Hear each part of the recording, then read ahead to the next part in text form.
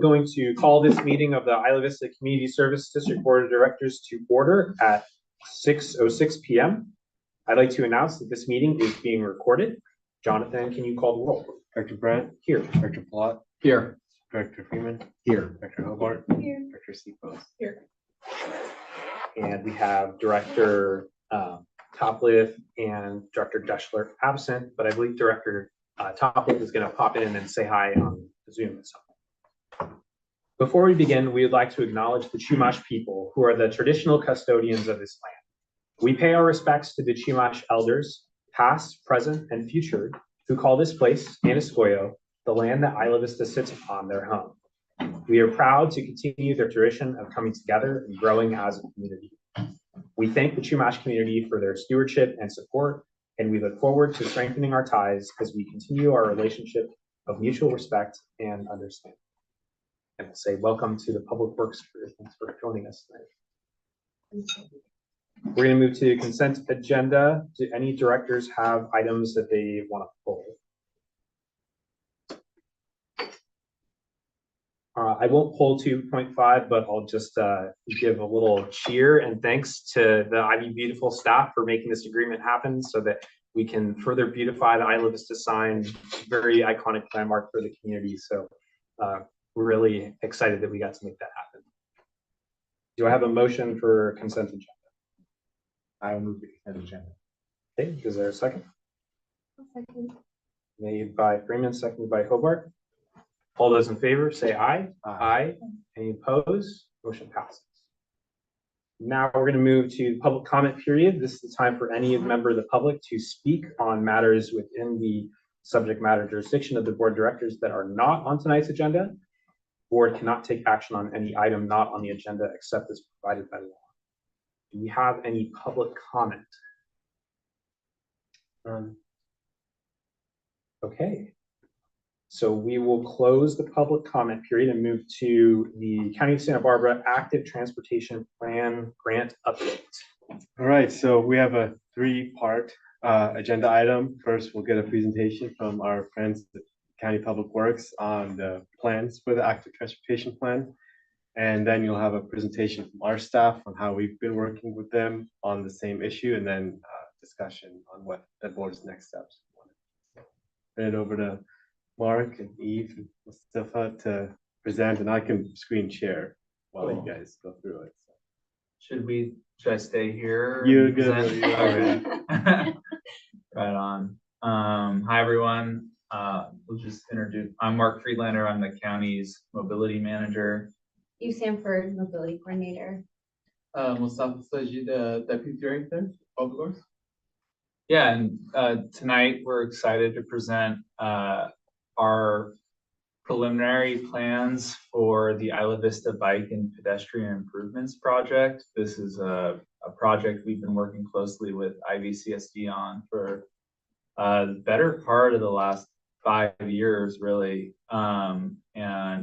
Really sort of happy to show the plans to the community and the CSD and kind of show you where we're at with this project currently. So I'm glad people have computers because this is probably a little hard to see from this distance, but we're doing a lot throughout Isla Vista. This project is focused on improving bike and pedestrian safety and accessibility throughout Isla Vista. And all of the areas highlighted by the different colors indicate different parts of IV that we're going to be touching with this project. So pretty comprehensive overall. The main goal with our project is really to kind of improve what's already happening out here in Isla Vista. You know, a lot of people choose to walk and bike as it is. It's the primary mode of getting around in this town. So our project is really focused on making that safer and more convenient for folks on their path of travel. Breeze through just some project features and how we kind of achieve it. Just some ideas when on intersections. This is a treatment that we tend to employ. It's called a curb extension or a fold out, and that's where you actually physically bring the sidewalk and the curb out into the street. And it accomplishes a couple different things. One, it prevents cars from illegally parking right at intersections and improves sight distance. Two, it also puts the pedestrian more in the field of vision for motorists, and shrinks that crossing distance and provides some traffic calming. So motorists can't hit corners as fast as they could otherwise.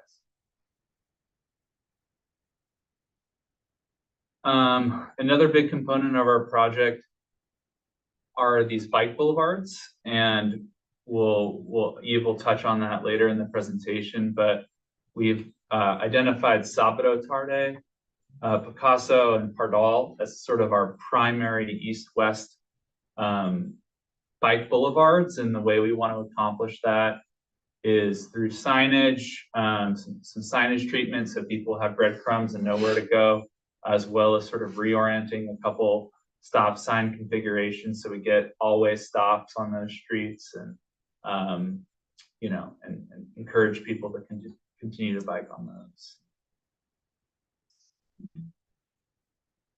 Again, kind of at the intersection level, the treatment on the left, that's called a ladder crosswalk or continental crosswalk, and it just puts more paint on the pavement and makes it clearer for motorists and pedestrians where the crosswalk is.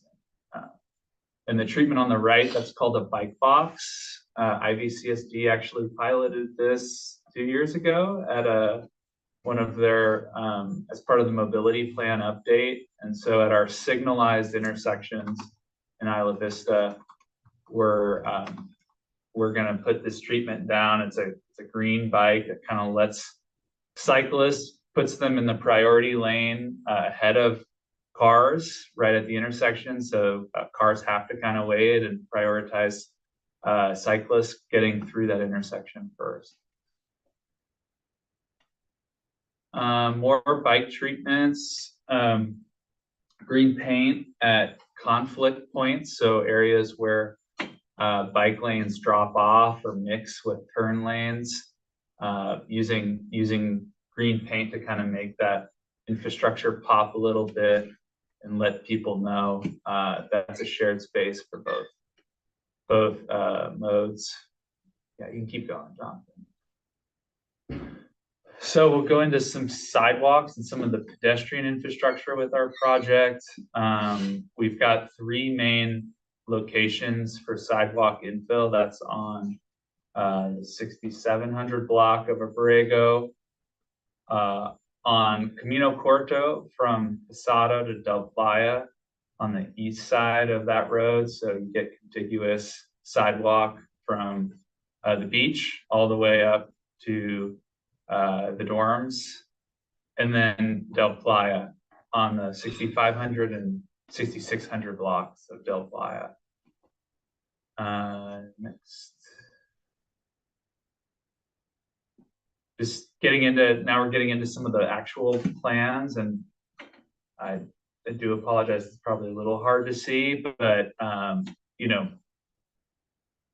darker colors indicate areas for new sidewalks. So looking at treatments for kind of folding out all 4 intersections, getting ADA compliant curb ramps with the tactile strips that work for vision impaired folks as well as everyone else. And then yeah, you can kind of cruise through this one, Jonathan. This is looking at Camino Corto. This is a north-south street that had one of the higher volumes and higher speeds. From our survey data, it doesn't have sidewalks currently. So getting sidewalk there on the east side from the park all the way up to Posado.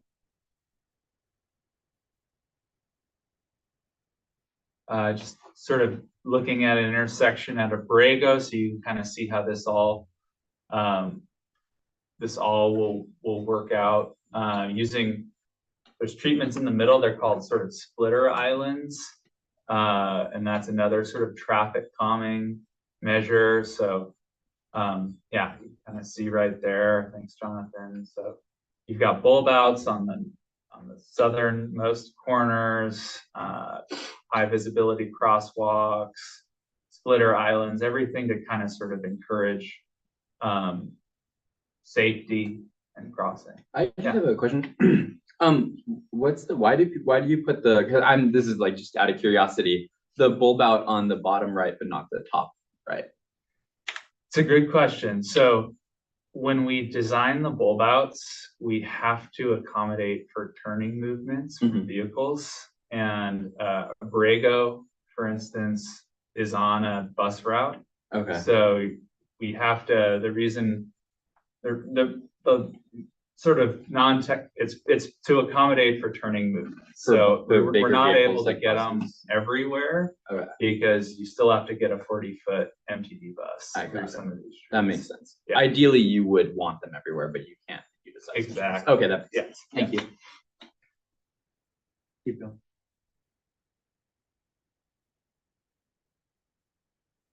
And then I guess, John, just go back to that intersection real quick. Another thing to highlight, you know, we're really trying to minimize tree removal as much as possible. And this is one of the intersections where we have, if you go over to the photo,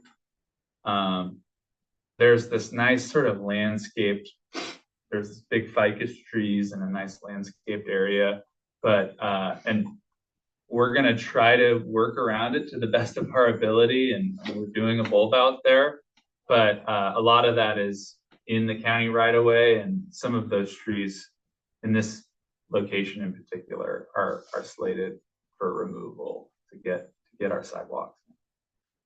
So that's a trade-off in certain areas.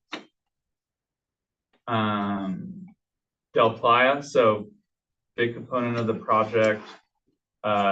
Widening, this would involve demolition and reconstruction of sidewalks on the south side of Del Playa from campus to Camino del Sur, and the sidewalks would be widened to between 10 and 12 feet in different areas. So a nice wide sidewalk. Nice kind of boulevard feel there for Del Playa. I have a quick question about that. So on the go back to that slide. So the darker shaded areas, or is it the lighter shaded areas that are the driveways? Yeah, correct. So those areas, are they an extension of the driveway, or are they just an extension part of the sidewalk, and that area remains a part of the public right-of-way path of travel? Yeah, so that's a good question, Spencer. That's a challenge with Del Playa, is we have so many driveways. With this 12-foot sidewalk configuration, those will function essentially as sidewalk. They'll look and feel as sidewalk, and the transition from sidewalk to street level will happen. There will be sort of like a clear distinction between those two. So it looks like driveway here, but when you're walking it, it'll all look like sidewalk. And the actual driveways themselves begin at the property line? So the driveways there will be a challenge where we'll try to get these driveways to match with existing, with the existing grade of existing driveways. And in some cases, we might have to, they call it a temporary construction easement, where we have to kind of cut back a little bit and make sure there's not a big chunk where that's going to scrape on cars.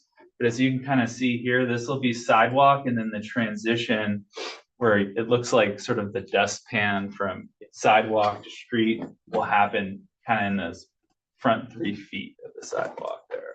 But it's not an extension of the driveway itself for the purposes of parking cars? Correct. Yeah. That's all, public right of way, sidewalk, pedestrian access. Thank you.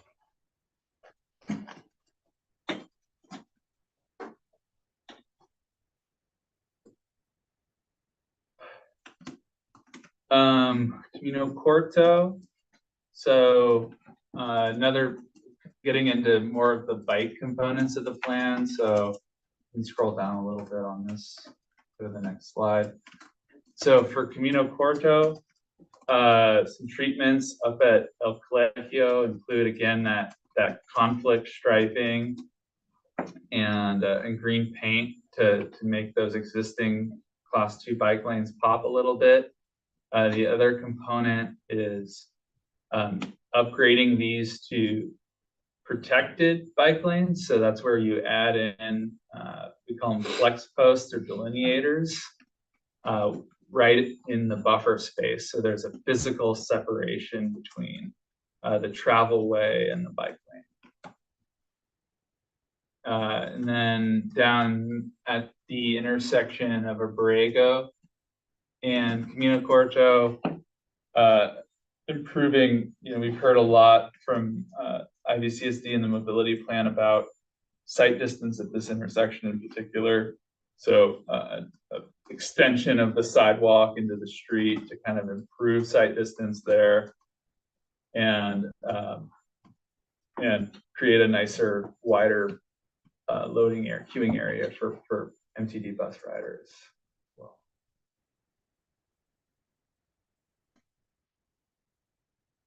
Del Sur, this is in front of Children's Park. We've been working closely with IVRPD. This is an important connection for our overall plan. We picked Picasso in particular because there's already traffic diversion on this street. There's right here on Del Sur, no bikes are allowed, no cars are allowed to turn right. And then further down on Camino Pescadero, there's a big island as well. So the volumes are really low, which we like, and the speeds are low too. So it makes it a really good conducive route for bike riding, and through paint and curb extensions, finding a way to really prioritize that route for cyclists. And one component of it includes class 2, adding class 2 bike lanes on Camino del Sur from Abrego to Picasso. So you have a really like dedicated biking for that entire stretch. Got another question. This is not necessarily related to the improvement here, but the area right above the improvements where it's the Picasso Road section that's closed off to vehicle traffic, is that county roads right of way, or is that IVRPD? It's county right of way. Yeah, it's county right of way. We'll be repaving that after Children's Park gets completed. We've been working with them. It was, yeah. So that will all get smoothed out and look nice, be bikeable, better surface for cyclists.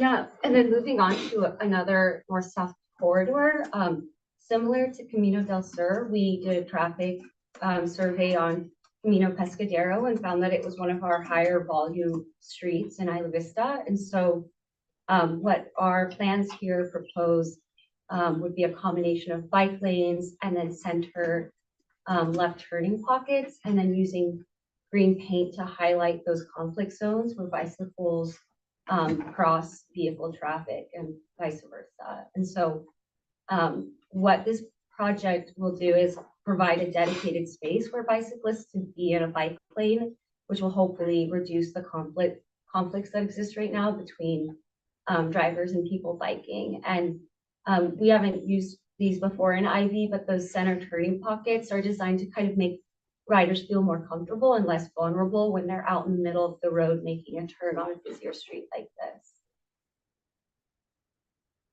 And yeah, we can go to the next slide. So now we're at Camino Pescadero. This is a series of slides sort of moving further south from Cordoba to Madrid. Again, we're continuing those bike lanes through and adding the center turning pockets. And the turning pockets were really kind of designed on the basis of our observations out in the field. Like people are taking these turns really creatively, kind of going against traffic or trying to, you know, find ways to kind of wiggle through breaks in the traffic. So that's why we're proposing the street light here. And this is also one of the sections in the project where we're losing some parking spaces in order to fit the bike lanes into the corridor. But overall, we're losing 10 spaces, but there will be like 14 remaining here. Section. Next slide. And then again, continuing down to on Camino Pescadero from Madrid to Trigo, we've got more of our center turning pockets and striped median. And so this is going to provide a little more facility and safety for the bicyclists.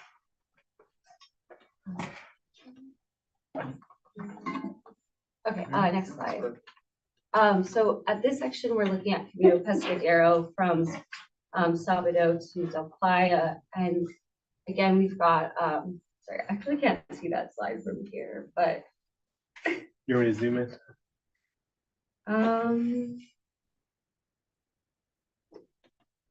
Let me make sure I'm not missing anything. Yeah, so at this section, we'll be adding in some refreshing existing crosswalks and then adding bulb outs to kind of add to the calming, to add a traffic calming effect on Salvador and on Del Playa.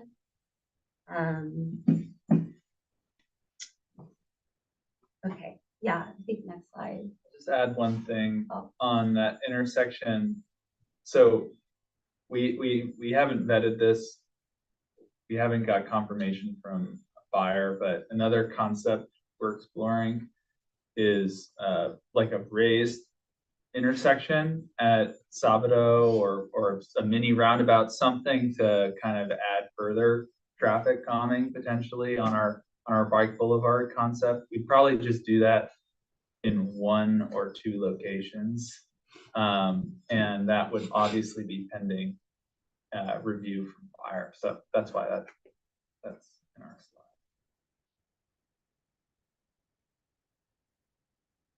slide. Okay, and then looking at Embarcadero del Mar and Embarcadero del Norte. Next slide. So here we've got, we've done quite a bit of design to try to create some separation between bicyclists and motor vehicles at this intersection. There's a lot of bicycle traffic going through here to reach the bike path on the other side of El Colegio. And so we've provided a dedicated bicycle lane with a bike turning box, and those will all be painted green to just make sure that the bicyclists in those are a lot more visible to drivers. And we are also adding in continental crosswalks since this is one of the busier north-south streets in IV. So just adding in features to make pedestrians more visible. These are interesting locations on the loop on Del Mar and Del Norte. Our bike lanes drop off right at Cervantes, I think is the street, right before you get to El Colegio. So the intent here is really to continue those bike lanes all the way up to El Colegio. So you don't have that lost ground where you kind of lose it. Next slide.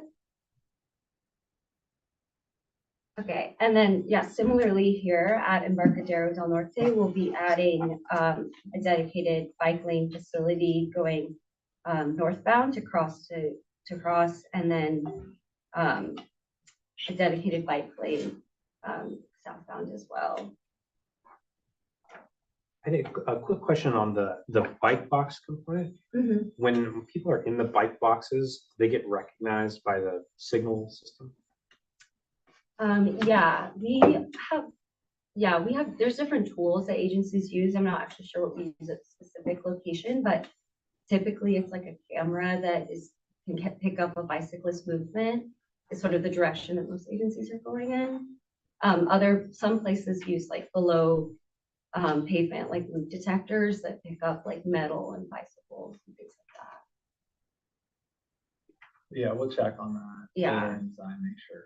If it's a loop. I only ask because I'm so excited about this part as a cyclist myself. Yeah, That's a great question. So currently we have loop detectors, but cameras also get activated with the loop detector system, but I don't think they pick up, there's no AI to pick up the. I also was wondering, does this plan, could it entail adding stop signs to areas that don't have them, or is that like outside of the scope? Uh, yeah, we are looking at a lot of stop sign configurations on the corridors that we are working in. So along our, specifically like around the bike boulevards, we're doing some reconfiguring the direction of the stops, and at most locations, we are like increasing the stop to be an all-way stop instead of just one direction. Mhm. Because we feel like that gives people the best predictability with like what other users are going to do. Yeah. So like if everybody has a stop and, you know, you kind of know like when it's your turn to go. Yeah, I was gonna say, because Embarcadero Del Mar, I feel like has a lot of issues with that, because there's like, there'll be a four-way stop, and then the next like street, it won't be. And like, I've been scared trying to cross the street, because it's just like so hard to see with the cars parking in the red and everything. So I was wondering if that's an option, because I feel like specifically with Embarcadero Del Mar, there needs to be more four-way stops, I feel like, for the safety of pedestrians, just from like my experience and my friends' experience. No, that's a good comment. We are, I think the areas right now, we're really focused on Picasso and Sabado and Abrego, like our east-west corridors, and on Sabado, for instance. Every intersection with a north-south street will be converted to a all-way stop to kind of make that better crossing environment for, at least observationally, it seems like the all-way stops function decently in Isla Vista because most people driving here know to kind of yield to people on bikes, which is sort of like the ultimate goal of a bike boulevard. So Pat ourselves on the back. yeah. So that is a treatment we're looking at on the bike boulevard specifically. Yeah, especially considering people that park illegally and block where the through roads are with the stop signs, because that's one of the hardest parts, is like just the blind spot aspect of it and not even know what safely see. Yeah. Please. And like with the passage of the daylighting bill at the state level, like technically that parking will hopefully be discouraged because it limits like how close people can park to stop signs. Yeah, the bulb outs are great for that too, because you know parking can be, we have red curb in Isla Vista. It seems like it goes mostly ignored for the most part.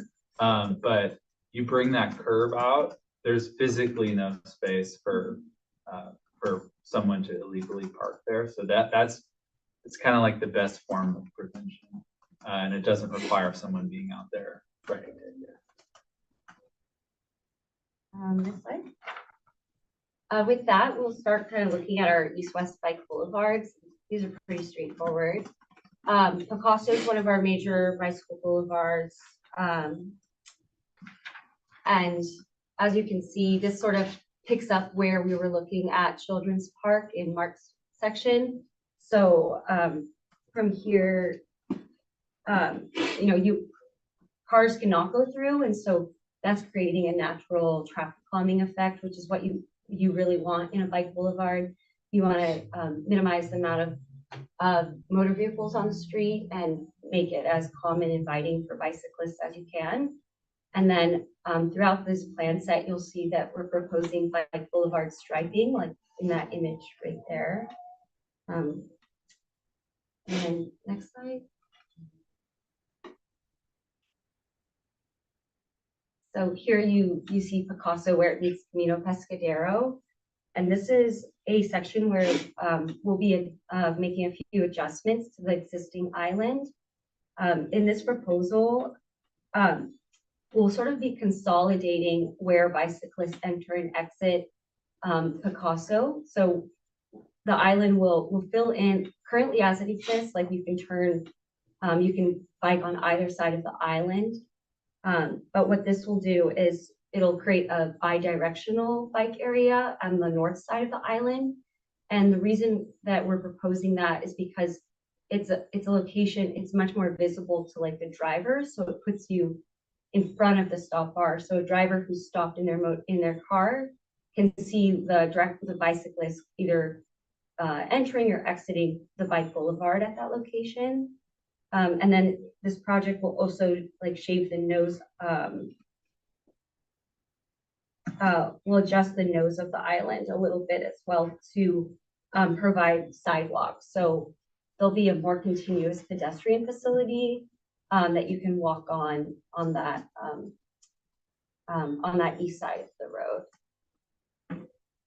And then kind of continuing on with our bike boulevards. So at some locations, we'll be using ladder crosswalks, which are shown in that image there. And the ladder crosswalk is good because it makes the pedestrian more visible and it increases like visible friction for a driver. And so it'll help them to sort of see that crosswalk and then slow down as they're driving east-west on the street. And then next slide. So now we'll kind of talk a little bit about the Pardal Bike Boulevard. And so on Pardal, this also already functions as a bike boulevard because of the traffic closure on the road. So we'll just be complementing that flow with some bike boulevard symbols on the ground. And then we'll also be adding green bike boxes at the intersection of Pardal and Embarcadero del Norte, because our traffic engineer actually has that light set up to cycle like as quickly as possible. I think it's the fastest signal in the county. But even with that, we know that it's such a major entrance point for the campus that a lot of bicyclists end up queuing up there. And so the green bike box is just gonna make them more visible and help them feel a little more comfortable when they're waiting for a red light there. And so I think next slide. Oh, sorry, before we move on from that one, I wanted to add, this plan also proposes adding a ladder crosswalk at the intersection of Embarco del Mar. Yeah, not shown on this plan, but that was something your staff, IVCSD staff, will integrate into the next iteration. Would the green bike boxes on Del Norte and Pardal be all 4 stops, or would it just be the ones on Pardal? Just on Pardal. Okay. Okay, next slide.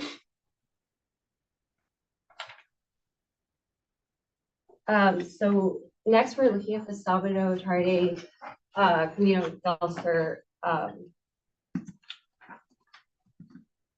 intersection. Probably breeze past this one. This was what we Yeah. talked about before, where we're exploring ideas like mini roundabout or raised intersection to get additional traffic on pending emergency services review. Yeah, pretty much that. So with that, I guess we just added in a couple slides as a reference. So we did do traffic volume counts to come up with recommendations. And this is a map of all of our traffic count locations. And we can probably skip that table. So I think that concludes our presentation, and we'll take any questions if you guys have any. All right, thank you so much for the presentation. Any further questions from the board? Director? I have a lot of questions, a lot of commentary, but before that, I want to check, there was another set of slides on this agenda item. Are those going to be presented from our side, or is that just for our? After the questions, I think. Okay. Yeah, so I'd like to do, questions about this presentation. We'll go to the next one. We'll have any questions for staff there, and then we'll go to discussion. Go ahead. So first, I guess I have a question it's a very high level question. It's more to set my understanding of what's going on, it's a question more for Jonathan and I appreciate this. A question for, I'm posing at Jonathan, but maybe it's a question that like is for you, but I'm still gonna ask it at Jonathan. Is it our understanding that the funding that is coming for these projects is something that is coming from a source that could have been allocated towards helping us bootstrap a parking enforcement program? I know we've had discussions of that at the board level in the It past. depends on how you look at it. Okay. We requested that the UCSB county settlement funds, in like that 3.7 million, 300,000 of it go to match our 300,000 to bootstrap parking compliance program. The county decided to use 1.3 million to fund this project and other projects as well, but we were not funded from that source of this project was. Okay, thank you. So I guess then I've got. Can I Yeah. add a clarifying Please do. point? But a portion of that funded this project. So the majority of this project is funded by the state Right. of California Active Transportation Program. I just want to say that in case anyone's watching. That's online. true. No, there was a match. This is the local source, came out of the county UCSB. Settlement funds was the local contribution, which the county had committed to before they knew that money was available at all. Almost all of my feedback is relating to sidewalks, with one exception, which is actually kind of an honest question, which is with bike boulevards. One thing I had seen is that there was a study that had shown that painting bike boulevards caused drivers to drive closer to bikes. And I'm wondering to the extent to which the county has analyzed that study and has decided that it is not actually like applicable here, because I'm very concerned about the extent to which we already have bikes and cars driving almost directly next to each other. Cars do not heed bikes, and adding the risk composite, like I'm wondering, like, are we sure that's a good idea? It's a very honest question. You tell me you talked about it internally, I'll be very happy about that. Yeah, well, for the green paint specifically, that's that you can overpaint a corridor and it sort of loses its effect. We're trying to be very selective with the green paint. Like, it's not the entirety of these streets are not going to be green. It's really at areas where a bike lane mixes with, like, it becomes unclear where the class 2 bike lane ends and the travel lane begins. So it's kind of in like these high conflict areas with cars. We want to use that green paint. And I'm not aware of that study specifically, but I'd be happy to review it. Thank you. So the thing that I really want to ask a lot of questions about is sidewalks. I used to ride a bike a long time ago. There was a number of years, relatively recently, that I was sometimes riding a bike, but I'm not really a biker. I'm not really in a good place to comment on any of these biking related infrastructure issues. I do a lot of walking. I deal with pedestrian related issues here a lot as a pedestrian here. And I have just honestly felt that the county ends up wasting a lot of money on the sidewalk infrastructure that is put into place by solving the wrong problems. And even in the feedback that you just received here, there was concern waged about north-south streets, but what I always hear from the county is east-west corridors. East-west corridors, east-west corridors, east-west corridors, and the dangerous streets, the dangerous places to walk are the north-south streets here. And so that's why in the presentation that's coming up later, there's even like mentions of places where we're pushing back on the east-west Del Playa renovations and looking at north-south improvements. And I'm wondering, why is it that I keep hearing from the county about east-west corridors when as a walker, I have always felt very safe walking just on the street east-west, but north-south, I have sometimes feared for my life. What is the disconnect here? Well, I think some of the speed data we gathered probably backs up your sentiments as a pedestrian. Like, we do have higher speeds on some of our north-south streets. We do also have sidewalk on some of our north-south streets. So, Camino Corto in particular, that's a challenging area to get sidewalk in. And I'll just say overall, the reason you don't see sidewalks more in Isla Vista is really a product of poor planning. You know, when Isla Vista was conceived, people didn't think about things like sidewalks.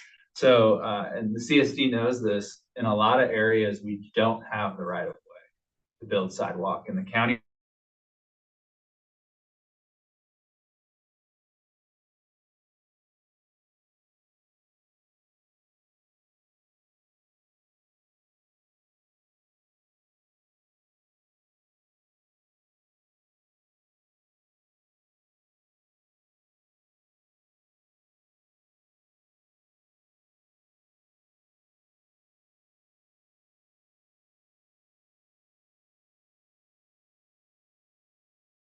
constraints, that could be due to parking, that could be due to mature trees.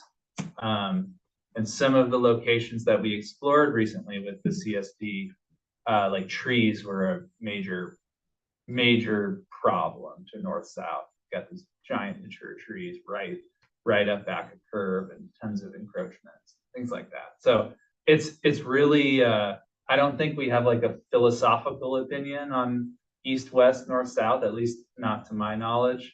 But it really comes down, like, it's a block by block evaluation. Some areas are easier to implement than others. And that's kind of why you see the network that has evolved today. I guess the thing that I find frustrating about it, though, is, so for example, what's being discussed today is ripping up the east-west Del Playa sidewalk and doing it again.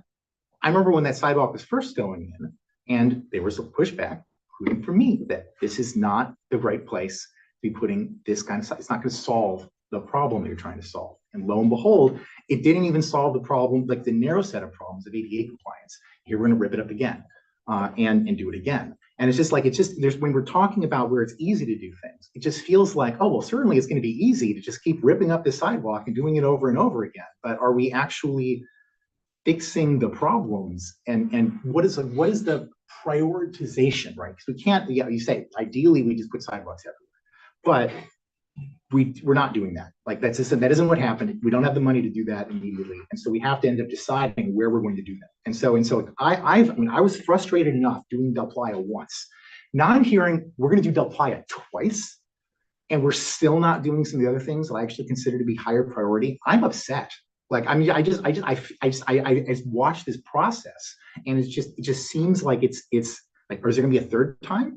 We often, over the course of my, like, so it's been about a little over a decade now that I've been actually attending a lot of political meetings. A lot of political meetings, there's discussion about just closing that street down to traffic one day. So how many times are we going to redo that sidewalk and then decide, actually, you know what, we're going to remove all the cars anyway. Who needs the sidewalk in the first place? Like, it just, there's something weird to me going on about this particular strip of land, caring so much about the ADA compliance that never arrives, when right outside where I live, the streets are covered in scooters anyway, because the county is just like, hey, you know what? Let's just allow the scooters to be everywhere. And so you ends up in a position where the sidewalks that we have are like, even you could put in the perfect sidewalk, it's going to be covered, and it's not going to solve the people who are trying to get by with wheelchairs anyway. Like, what is going on? I mean, I don't really know how to respond to that. Yeah, and you But don't it's need good to points. Yeah. respond. That I think we'll have more discussion later. The point is after. Okay. Director Clough. Oh, wait, sorry, you have more to say, sorry, yeah. I'm specifically curious. So in the presentation here, in the Abrigo Camino del Sur intersection, you've carefully, one of the things that come up is the removal of trees along the southwest corner of Abrigo Camino del Sur and putting in the sidewalk there. I'm asking, what is the point when there is no sidewalk on Camino del Sur going south from there? Like, what is the point of actually connecting a side, removing all those trees in order to get to a point so you can get around that curve to just get dumped into there's a park down there. But there's a park with, I mean, there's no sidewalk there along, so you're essentially just escaping into the park. And then when you go down, the teen center has no parking lot. Actually, I'm curious to know, what is the deal? Why has it been so specifically difficult? I mean, I think some of that land, there's the Parks District. I mean, Ed St. George is involved in a lot of things. Is he pushing back on it, or are you just not like working with them? Like, is this, I feel like getting a sidewalk on some of that area would be easier from him. Like, I'm just wondering why is like that a little connection bit there, and then suddenly getting thrown into. And by the way, that was one of the things that's on our priority list, is also to get the sidewalk along that north-south corridor, but it's never doing that.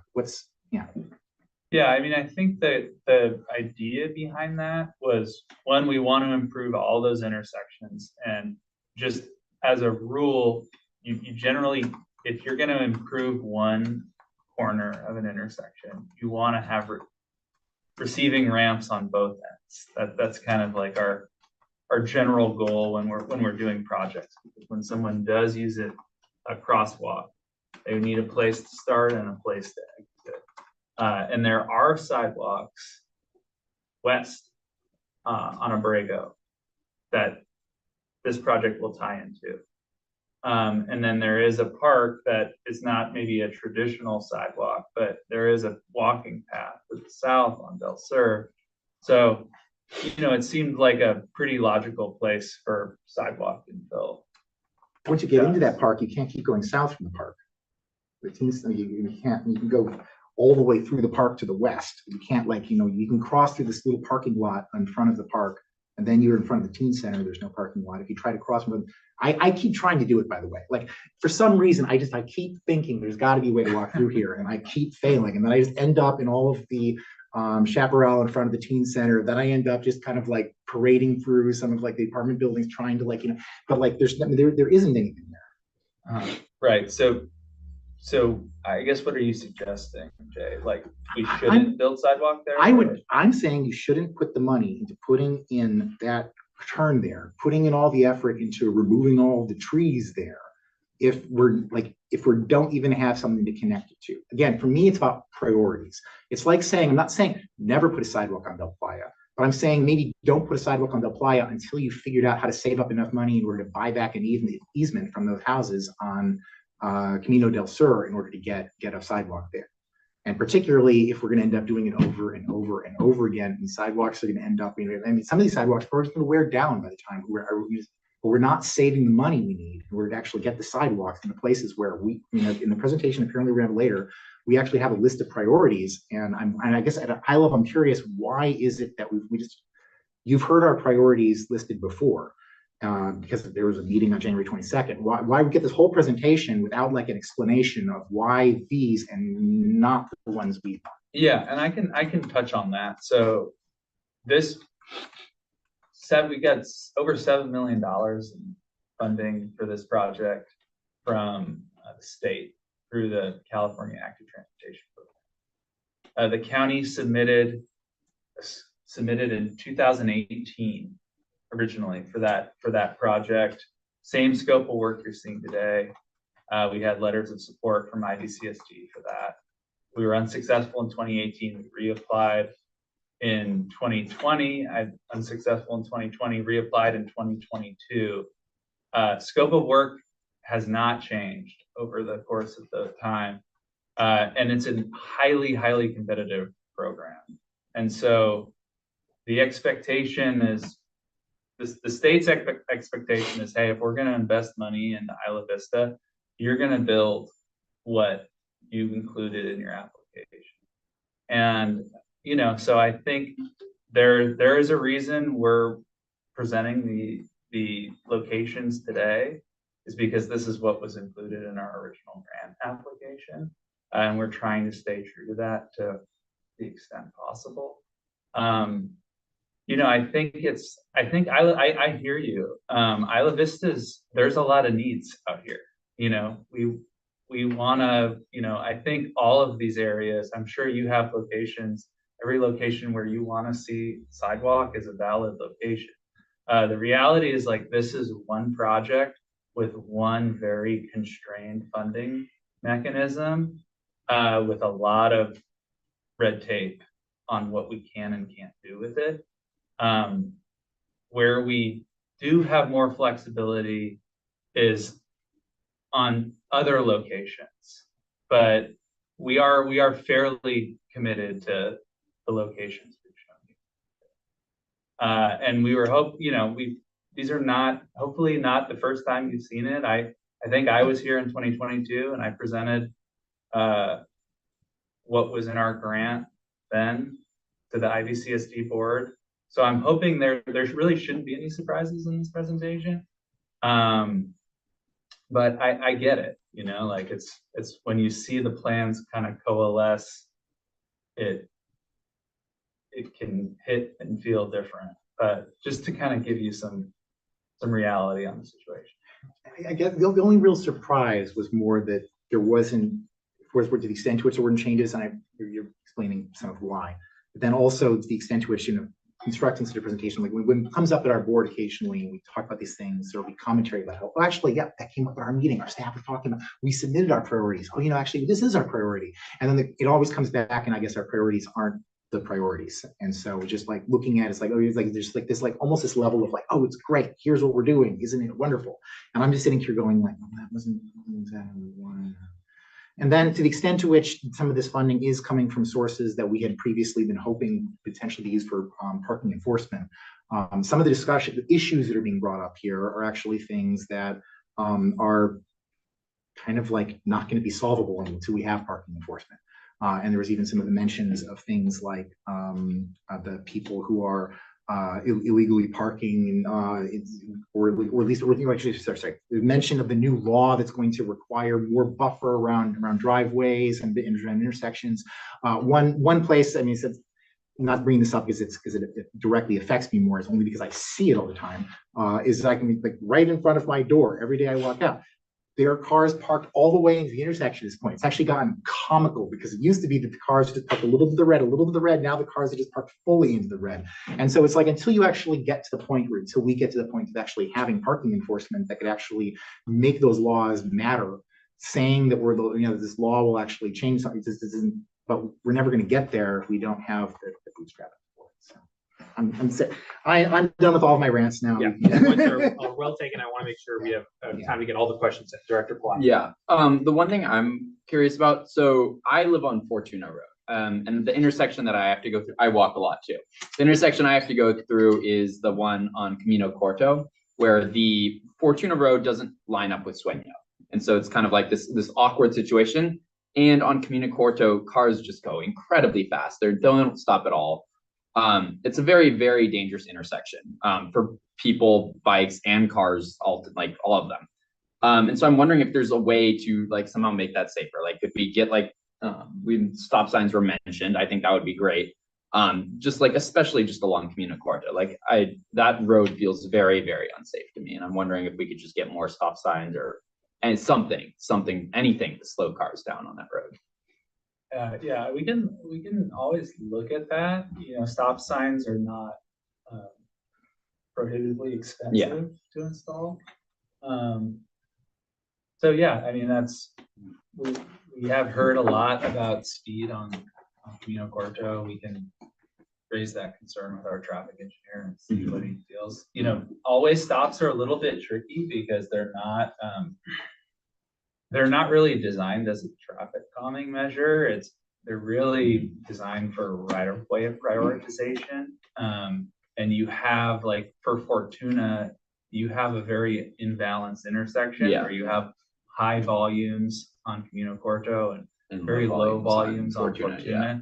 And so, an all-way stop is sometimes pretty problematic in that situation because you've got cars who come up and they're like, yeah, there's never anyone on Fortuna, and then they blow right through an all-way stop, and you've effectively created like almost a more dangerous situation than before because now you expect there to be cars stopping and they don't stop. Yeah, I'm just saying that. I haven't looked at that, but just these are all things that our traffic engineer has been doing this for 30 years. Goes into consideration before he puts in an all-way stop.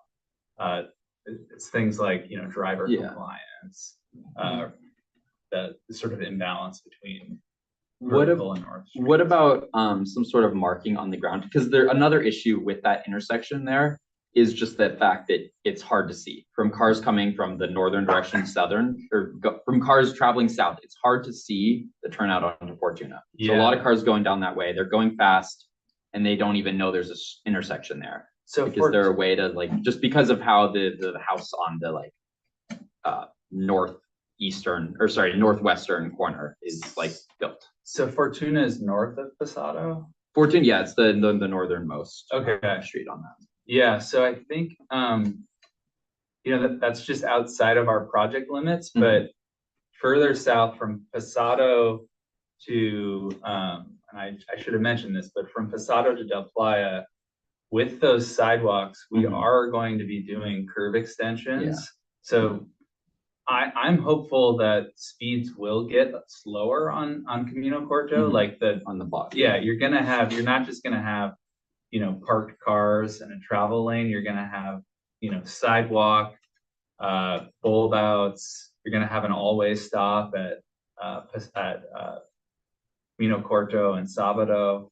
So kind of all of these factors, generally what we do after we do a big capital project like this is our traffic team will go out and re-speed survey it Mhm. and see if there's been changes. So that is something we can definitely look at after, it might change depending on our project. Yeah, because I see there's another one of those intersections with the Sueño and Pescadero intersection. That's similarly like misaligned. And it seems like you guys are putting what's it called? The sidewalk right in the middle to like effectively line them up again. And like I'm wondering if something similar like that can be done at the other intersections, like Fortuna one. And I'm sure there's other ones on the map that are similar to that. Totally. Yeah, and I'll just, as like a general comment to, what Commissioner Freeman said, but, we can't do everything with this project. These are the spots we can hit, but Mhm. we can, there's a lot of needs throughout IV and we totally recognize that. Mhm.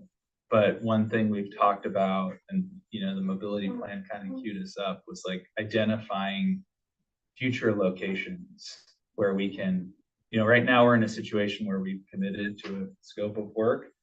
If we look at Fortuna, what intersection are we not doing? Yeah, I do understand that it is a very low traffic intersection, Right. so you do need to prioritize. Right. I think that just kind of goes back to what Freeman was talking about, where like the priorities between or the decision between like ATP and or accessibility and safety. Because like I understand that there's a trade-off there. But it does seem like any plan should focus more on safety, especially on the north-south corridors that are very fast. I want to be mindful of our time Yeah, because sorry, we have sorry. another presenter afterwards that is ready. And we're probably gonna go long on this. Are you okay? That's fine. This is Okay. fascinating. Okay. Thank you for being here. Any other questions on the plan before we go into the second presentation? I just have some clarification questions on Picasso and Camino Pescadero. That like little intersection, like circular, I don't know what you call that, but it's very, very small for bikes to pass through. And a lot of the times I've noticed that like you can't fit two bikes like side by side. And like if someone's like walking across the sidewalk, like you never really know if you're gonna have to like stop or like what's gonna happen. So would the plan be to like extend the bike, like little bikeway there? Yeah. Yeah, Jonathan, I don't know if you could pull up that slide, but 18. yeah, the idea, we kind of agree with you.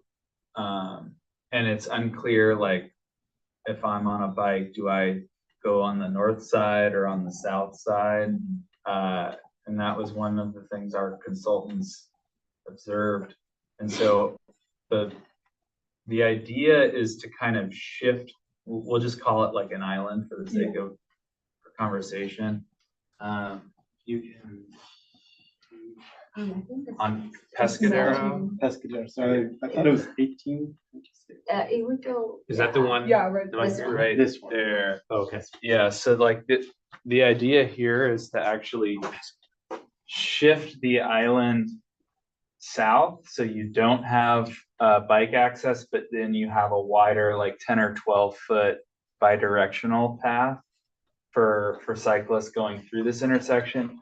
And the other result is right now you can kind of see it in the plans. Our stop bar is way back here, and that creates sort of a weird offset, difficult sight distance. And by kind of shutting off bike access and extending sidewalk here, we can tighten up the intersection and improve sight distance for all cars and have sort of like a clear north-south direction for for bikes. Thank you. I'm not seeing any other questions from the board. Before we go to the second presentation, I have a special request from a member of the public that is on Zoom that needs to leave early and wanted to make some public comment. So I'm going to open up public comment just for him because it sounds like his public comment is not on the second presentation. It's on the first one. So Jonathan, do you have that speaker queued up? Yeah, you can just unmute. Okay, go ahead, Mr. Vuksic. Thank you, President Brandt, and good to see a number of folks I haven't seen in quite a while, and one of the best amateur cooks I know, Jonathan Abood, as well as Director Friedman as well. And also good to see Mark Friedlander as well. My name is Mark Vuksevich. I serve as the Director of State Policy for Streets for All, an active transportation, transit, bike, and walk group out of Los Angeles. I also work in the state legislature primarily. I also served on the County of Santa Barbara's Citizens Advisory Board, CAG, I forgot what it stands for, a few years ago with Mark leading that. I wanted to make a few specific comments about the plan that's in front of us, and I want to be very kind of specific about this. I have 4 comments to make, and then a fifth that's a little bit outside of the scope. But the first comment is that specifically on Pardal, and actually just in general, I'm really appreciative about the use of Class 3 bike lanes, also identified in this plan as bike boulevards. I think so often I see local governments abuse the use of Class 3 bike lanes, and I think they're incredibly thoughtful in this presentation, and I want to thank staff for doing those thoughtfully. My small recommendation is to make them not just painted sharrows, but green-backed painted sharrows, and potentially also increase the regularity of them. The MUTCD says that you can put them, I think, 400 feet apart, but you can also put them closer together as well. And so if you have more sharrows, it actually feels like more of a contiguous bike path. The second comment I wanted to make had to do with Pardal. Pardal is actually one of the, I think, the most concerns I have. I don't see any suggestion for expanding the sidewalk on the south side of Pardal, which is an incredibly busy and heavily walked path and on a tight sidewalk, as well as the north side on the UCSB side of Pardal. And I would actually encourage in that area to expand the sidewalk. And actually, if you're trying to prioritize money and revenue and thermoplastic, to actually not have the bike boxes there, which are not connected to the signal, because the signal's automatic anyways, as you mentioned, and to use the thermoplastic there and the money for that to either have greenback sharrows that are already there, and then also use some of the money for sidewalks, and I know sidewalks are expensive. So 2 other comments. So one, I also had a concern about Camino del Sur and Estero Park. Estero Park, as folks remember, has a bike path that is essentially running through the park that dumps you out onto the street. That intersection right there is, I think, a little bit inadequate for the bike lane that is dumping you onto the street, even with the treatment that the county is proposing. Last specific comment to the plan. AB 413, the bill about not parking in intersections, that's the Streets for All sponsored bill, by the way, that we passed. I wanted to see if this county could address some of the physical treatments that could be required with that law, including putting striping and delineators at intersections where otherwise it would not be, maybe red paint wouldn't be followed in Isla Vista, or it wouldn't be affordable necessarily to put a bulb out. I think one of the things I would really sincerely ask the directors to ask is where can we paint bulb outs rather than to use concrete for bulb outs? Not because concrete isn't better. Concrete is better. It's just 10 times more expensive. The last comment that I have, it has to do with funding. I work in the state legislature. This year, our organization is asking for a $400 million influx to the state's active transportation funding because the governor cut $400 million over the next 4 years in last year's budget. I would highly encourage the CSD, if they want this plan to be implemented, to reach out to Assemblymember Greg Hart and State Senator Monique Limon and ask for them to sign on to the budget letter that is being led by Assemblymember Damon Connolly of Marin County to influx money into the active transportation program. If you want this project to be funded, the actual projects themselves, not just the plan, there needs to be money in the state coffers to apply for. And this is an ambitious project. It's going to cost a lot of money. And if there isn't money at the state level, this plan will never happen, or never is an exception, but it's going to take a long, long time. Those are my comments. Thank you all so much. Have a great night. Thank you very much, Mark. It's great to see you.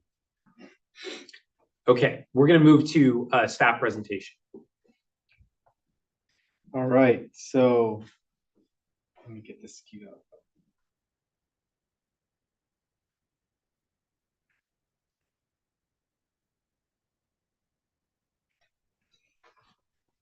All right, so I'll present this with Jenna. So yeah, we have been involved. It is true, we've been involved in the ATP project at least since 2020. We consulted on the 2020 submission. It wasn't funded. We provided our mobility plan data for the cycle 6 submission. We hope that helped get it funded that time. We consulted in May 22 on it. We did advise against the widening of the sidewalks in favor of allocating resources at that point. We met with the California Transportation Commission before the grant was awarded to also provide the local flavor of what we need. We stood on the corner of Pardell and Del Mar. They just needed to look at the chaos to understand why we needed help here. And thank you, Mark, for making that happen. That was really, I think, important. The board heard this presentation, a version of it, an earlier version of it in 2022, and there was mixed feedback on the widening project. And then in 2024, I met with the Public Works Director and Supervisor Capps and advised that the widening project was fruitless if we didn't have a compliance program to go with it when we were asking for the settlement money. And we submitted a letter to the Board of Supervisors in July 2024, also saying that public compliance was needed to actualize any benefits from sidewalks for ADA access. So we have made our voice very clear on this. And this doesn't include all the small meetings and, casual mentions and other opportunities we've had. So we did see the details on January 16th. We did share our concerns again about the plan. And again, it's the enforcement program not being in place would just make a large investment of over $1 million not actualize the benefits it's supposed to be doing. We also had concerns that Del Playa has contiguous sidewalks on both sides of the street already and other streets don't, especially neighborhoods with more families and seniors. And Del Playa has that already. And that there's also, we didn't want to encourage more activity on Del Playa. And it's been a district focus to move towards the loop. And this is some of our observations and data that we've collected, and Jenna will talk about what we've collected. Yeah, so more data and examples here. So most of this was actually just from today. And then a lot of the trash cans I just had records of. That's my favorite, the trash cans encroaching, cars encroaching. So this really sums up the gist of what it looks like on any given day. And then here, as a part of our parking study, we were able to get some aerial imaging. So you can just see this from the sky, how congested it is. And then also from the parking study, we were able to view at different parts of the year how much street capacity we had. And you could see in the spring and even in the summer, Del Playa is at maximum capacity. I mean, it's over maximum capacity. Then here we have fall and winter. And above maximum capacity just means like there's double parked and illegally parked cars. And then, of course, here's weekday occupancy for private off-street parking. So this would be mostly the driveways, and you could see Del Playa is very congested, very overparked. And then here's what it looks like on the weekend. So even worse. So it's definitely one of the most congested streets and populated, as we know. So we went and looked at a few different options, and now what's good is that we have a list that we can prioritize. So one area we looked at was Picasso, particularly near Children's Park, that red line right there. It would lead into Children's Park, which would tie in nicely with the renovation going on there. Next, you have Picasso from UCSB to Camino Pescadero, essentially.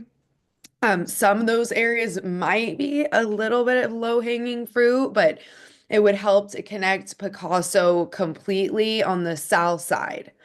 So then we have Sabado Tarde, which I may be wrong, but I think that because there's a bulb out happening in front of 6695, maybe this sidewalk will be input with the ATP plan. And then below that, we could see a big section on the 6-5 block of Sabado that would benefit from more sidewalk infill. So next, and this is something we thought to be really important, is Abrego near Camino Corto. Of course, this is a highly trafficked area by families and kids because the school is right around the corner. So we thought this would be a great place to put some sidewalk infill. And then on the right is kind of the location that Jay talked about, infilling that little bit of sidewalk near Estero Park. And then we move to Embarcadero del Mar. Jonathan flagged this one. It's obviously downtown, so it's in a very high trafficked area, and it's maybe the only spot in on the loop that doesn't have sidewalk infill. Instead, it has like tile or something that is not easy to traverse. So we also have Camino del Sur. There's a lot of missing sidewalk in this area. We would want to make a continuous path from Del Playa to Sueño. And then in that same picture, you could see Camino Pescadero, where we would want to make a continuous path from Del Playa to Trigo. Then to the right is Cervantes. There's a pretty big area there on the south side of Cervantes where there is no sidewalk. And then that connects to Camino Pescadero. So we would obviously also want that to be infilled as well. So those are just some suggestions that we came up with. Yeah, and we did come up with these suggestions. I mean, thank you to the county team and Mark for saying, you know, that there is a possibility to pivot from the DP project back in January. So we came up with these items based on the areas the county had already surveyed and based on the priority list from the mobility plan. So we had to, you know, combine two things together to make this list. But unfortunately, we weren't able to make that pivot. And then we're also, you know, saying if we're not able to do the pivot, there needs to be a parking compliance program, or else the current sidewalk is also not accessible. People today could not access DP if you're in a wheelchair. And it is a top priority in our action plan for parking. And it's 600,000 one time we need it. We've already pledged 300,000 and we've asked the county in the past, obviously the county board of supervisors for the matching funds, which we were not successful in getting. But that's what we're saying to make this project, like it's either one. It's either we could reallocate the DP project money to go in other places, which doesn't seem possible. But now we're saying if we're not possible, then we need the county to partner with us on parking compliance and have that up and going before the project's complete. Okay, thank you for that presentation. Any questions from the board on the presentation? Anything further that Public Works wants to share? I don't think so. Okay. Yeah, thanks everyone. Yeah, thank you. Okay, we'll open it up for discussion.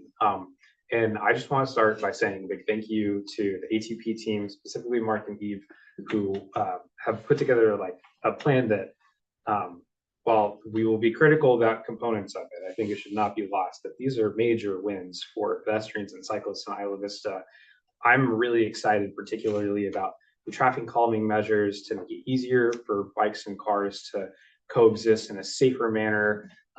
As cyclists, I mentioned the protected bike lanes and the boxes, which I'm excited for because I kind of already am there, especially like at the top of the intersection as it is. I have an e-bike, so I feel comfortable doing that and feeling I can get up to speed, but I know that having that will provide more visibility.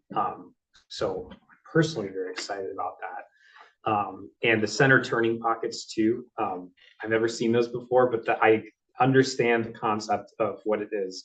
And I think it was something that you mentioned, Director Hobart, about those intersections at Camino Pescadero and Picasso and Abrego and how they can be kind of funky. So I'm really excited to see all of those things. You know, I'll share, you know, some of some of, I think, Director Freeman's sentiment. I think if there's any philosophical thing that our board has had is that the north-south sidewalks help people get to transit stops, and particularly for those that are mobility impaired, that can be a really big deal. We got a presentation from our board. It wasn't listed in the slide, but many years ago during the STEP process from one of our interns, Sophia Lee Park, who did a lot of work on the outreach for the STEP plan, tabling and talking to residents and administering the surveys, thousands of people. And Sophia is a wheelchair user, and she spoke about the frustration of not being able to have certainty when she used different parts of the community that there would be a sidewalk there for her. And so I think that point is really just well taken for me. And you know, from what you've shared with us, it's pretty clear that the components of the project are pretty big at this point. And that is well taken, because given that they are baked in terms of where things are going to be going, in terms of the constraints that state and CTC have put, I think our task is to give feedback to make it better within the parameters that we can, while also trying to make sure, I think, as what Director Freeman alluded to, that they don't go to waste. And that really comes to our request to the Board of Supervisors to be able to have appropriate funding to be able to enforce. I did a site visit to Del Playa myself today and did my own count. I counted 42 off-street vehicles that were parked in driveways, or parked, sorry, not in driveways, on the sidewalk, blocking the sidewalk. Then there are another 17 vehicles parked on the street and then blocking driveway access or at red curbs. And, you know, it's not lost that the Del Playa component will also eliminate more parking in the most congested area. That is going to be really challenging. And so while I wish that there could have been a different avenue, there are components about it that I do think will be helpful. Narrowing the street and causing traffic to go slower is so crucial in an area where we know that there are a lot of pedestrians and a lot of cyclists and such incredibly high density. But this will only be a paper exercise if we don't have enforcement. And we just do not have a local source for enforcement. We have CHP complaint driven, but when you've got 42 cars in a, you know, 1/8 mile of an area all committing the same violation, even if we called on every single one, there would not be a way to sort this out. I think that's my comments and feedback, and just appreciate, even though, you know, we had the collaboration between our staff and ATP for really doing like real due diligence to see, is this something that we can amend based on the feedback that our staff had, even though I think we chased it to the end of the rainbow and found out maybe not. We can't quite change it given the constraints, but I appreciate that we were able to go through that process and just all the work that you're able to put into this. Other comments from the board?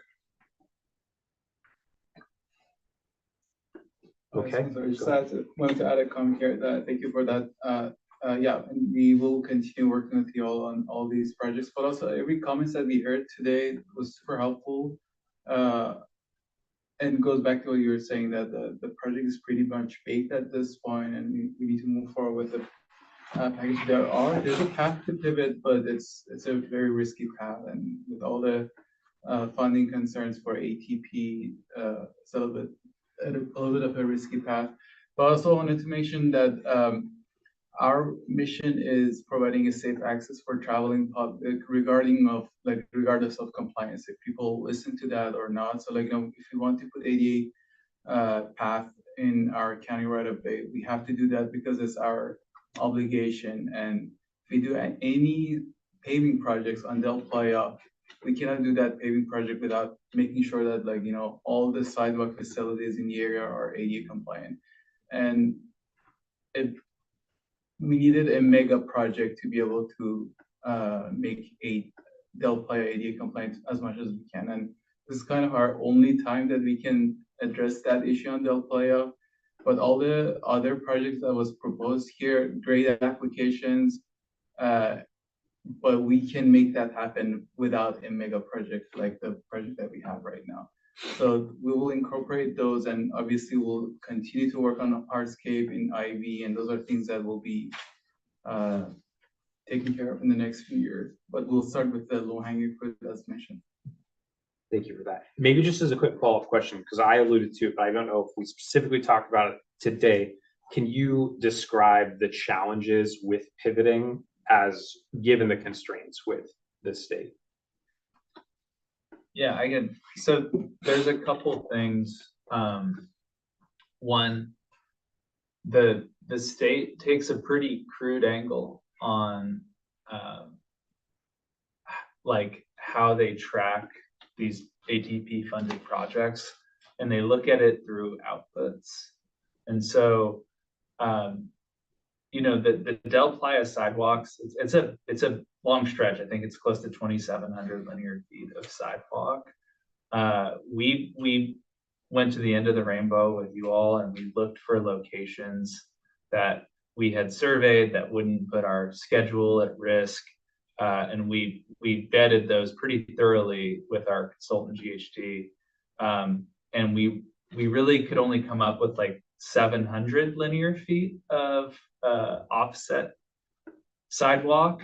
So I think it was always going to be, there's a risk that the state doesn't see it the same way as we do. And saying like, okay, so you're not going to build 2,700 feet of sidewalk for 700 feet of sidewalk. That was a risk. There's also just, schedule.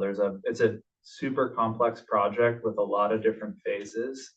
And we're at a point where we've spent a lot of money surveying and working on utility coordination, and it gets challenging to pivot to locations where we haven't done some of that groundwork initially. That kind of sets our schedule back. So it was sort of a mix of factors. And then what Mustafa said, this is probably the biggest capital improvement project that Public Works has undertaken in Isla Vista, certainly in my time here.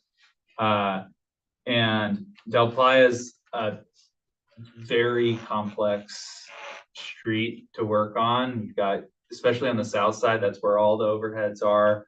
There's a lot of utilities. There's a lot of issues, as you guys all explained. So, we're staffed up and funded to address that in this moment. Whereas some of these other locations that you guys have identified, I think are all great, honestly. And hopefully don't require the capital and complexity that Del Playa do to deliver those to Del Playa, to Isla Vista in the future. So I don't know if that answers the question. So that's okay. No, I think it does. I appreciate you detailing the different elements of why it is so difficult at this stage when we're almost at you call it the 35% design. Mm-hmm. Any other comments or questions from the board?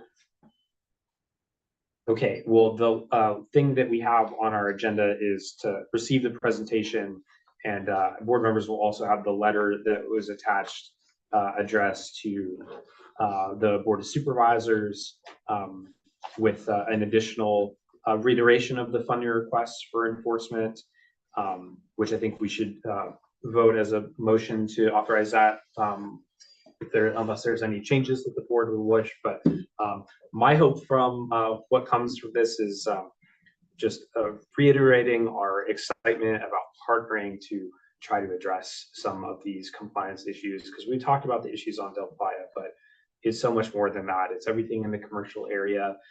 When it comes to Deltopia, this could be our golden bullet or silver bullet, mixing metaphors there, but to actually create a safer and more local environment in a much more cost-effective and less impactful way to the community. There's so many opportunities that we have here, and I think it's important that we continue to uplift it. And we may not have gotten the request the first time, but I think that it's important to keep reiterating the desire for that. So that's what I would suggest at this point for a motion. To verify, you're saying to move to send the draft letter to the county public works? It's to the Board of To the Supervisors. board of yes. supervisors? I will move that we send the draft letter to the county board of supervisors. Okay, there's a motion. Is there a second? I'll second. Seconded by Plot. Okay, any further public comment this evening? Okay, seeing none, we'll go to a vote. All those in favor, please say aye. Aye. Any opposed? Motion passes. Okay, and with that, I think we're conclude, and we'll do a brief recess because we went for an hour and a half on one thing. But yeah, thank you again both for spending your evening with us. Thank you. Okay, we'll be back at 7:37.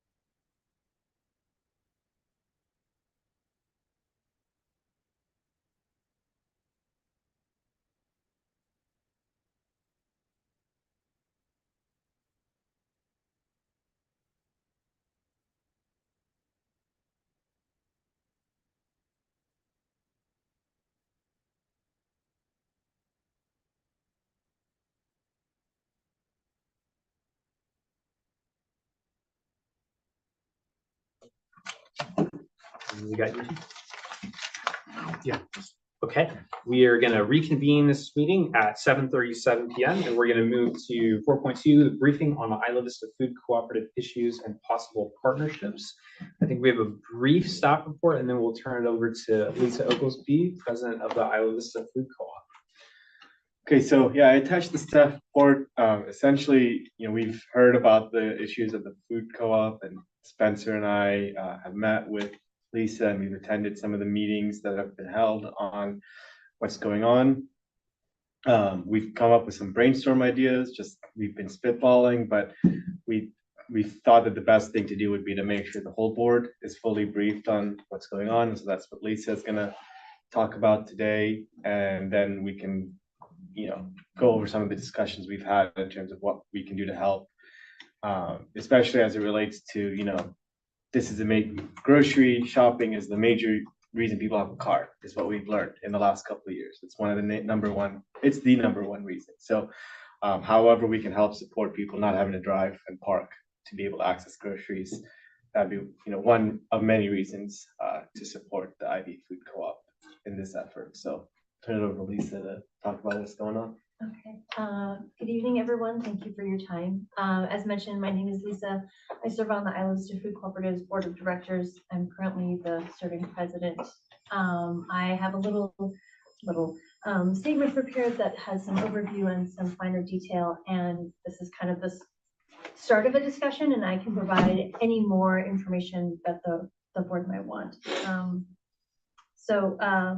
I'll just get into it. So after 52 years of service, the co-op faces unprecedented challenges that threaten our survival. Started by IB residents and UCSD students, our roots are providing healthy grocery options for the local community. And over the years, the co-op became not just a hub for organic and local food, but also a cherished community institution where longtime Isla Vistans and college students found their voices, supported causes, and built community. The past 5 decades have seen our food system and broader economy reach unprecedented levels of corporate concentration, wealth inequality, and vulnerability to shocks.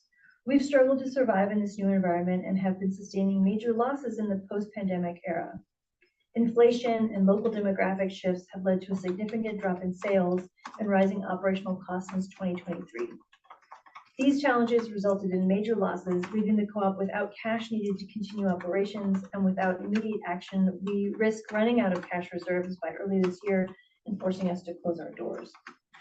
To reverse the downward trend of the past 2 years and avoid closure, we launched a revitalization campaign in January, focused on increasing sales and community participation, enhancing the quality of our operations, and developing a long-term strategic plan for resilience. Ours is more than a typical business. We are a democratic mutual benefit organization that's open to all. Every dollar spent at the co-op goes towards strengthening our local economy, ensuring employees, many of whom live in Isla Vista, receive fair pay and benefits, uplifting local farmers and vendors, and investing in community programs.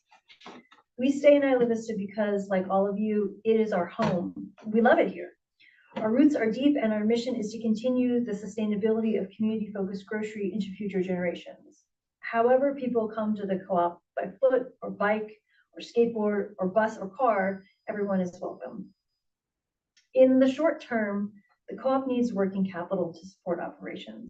Our only funding comes from sales and community support, and missing that for 2 years being underfunded has put us in this position. We are looking for ways to partner with our community to increase sales and investment in the co-op. Anyone attending this meeting is welcome to reach out and see how we can work together. And I do want to say the Isla Vista Community Services District has been an excellent partner with the co-op since its inception. Together, we have collaborated on improving IV for its many residents and celebrating the area that we all call home. We know that residents of Isla Vista are under increasing pressure from housing costs, causing many students into food insecurity as they restrict other parts of their budget to make ends meet.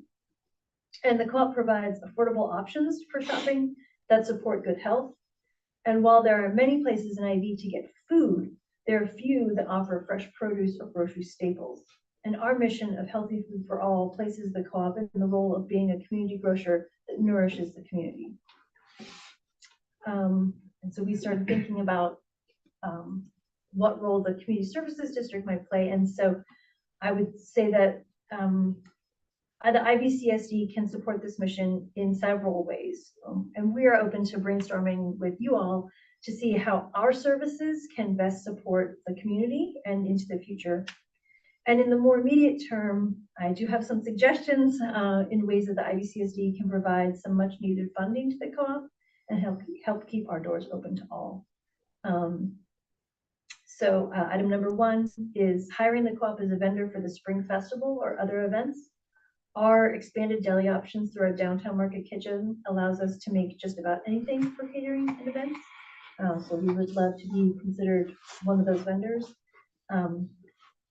One thing we had discussed with staff is sponsoring co-op memberships that give owners increased discounts on everyday items.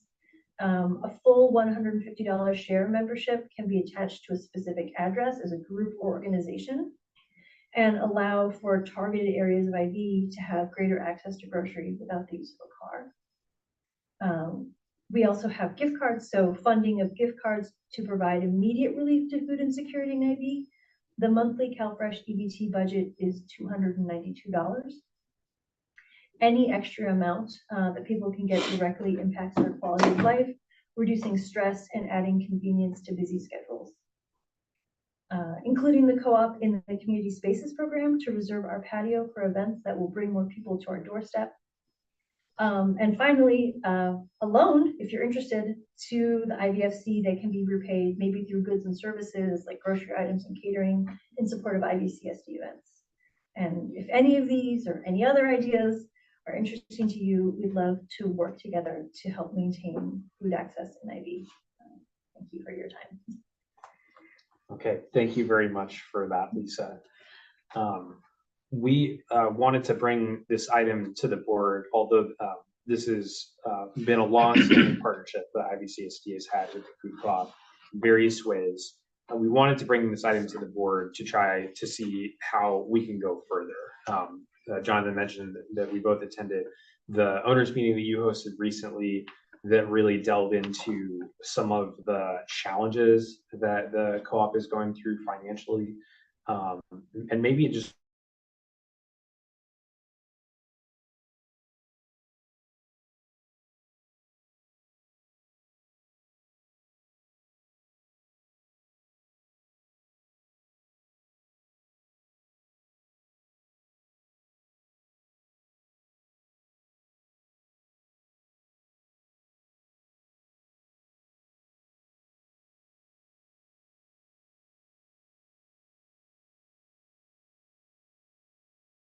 You saw double-digit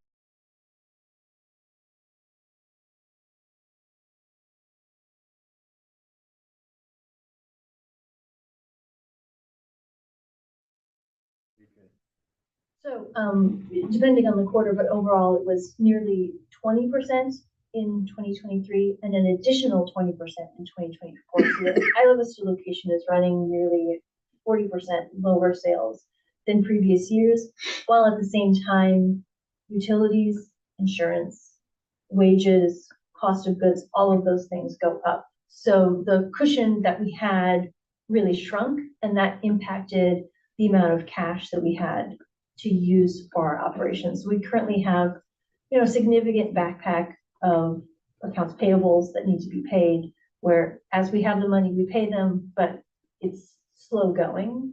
And so not having access to working capital in terms of cash really affects us. We're a solvent organization. We have a mortgage on our building. The building has appreciated.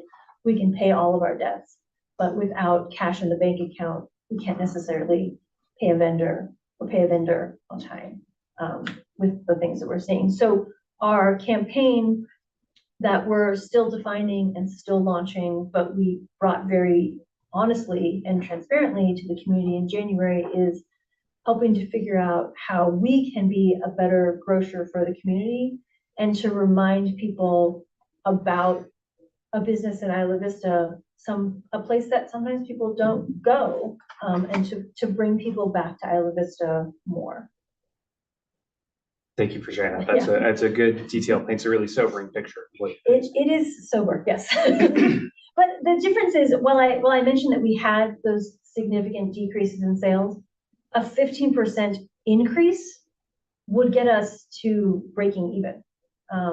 And we can crawl forward breaking even, but without some sort of increase, either by more people walking through the door or other ways that we can expand the work that we do beyond the footprint of the store, it makes it really challenging. Thank you for that. Any other just questions from the board to Lisa, Director Freeman? Hey, this is Allison. It's not a question directed at food co-op. We'll question about this conversation. Last time I was at IV Market, which is a while ago at this point, they stopped doing even fresh produce. Did they? There's They a small stall. They do stay. They have Small. some back now. Small. Yeah, it's Smaller than the bookshelf behind. oh yeah. They used to have more than that, and they Yeah. stopped. Yeah. I guess Yeah, they brought it's, some back. My understanding Yeah. is that they are switching to more grab and go because that is what makes money. As I understand it, Vista Market also had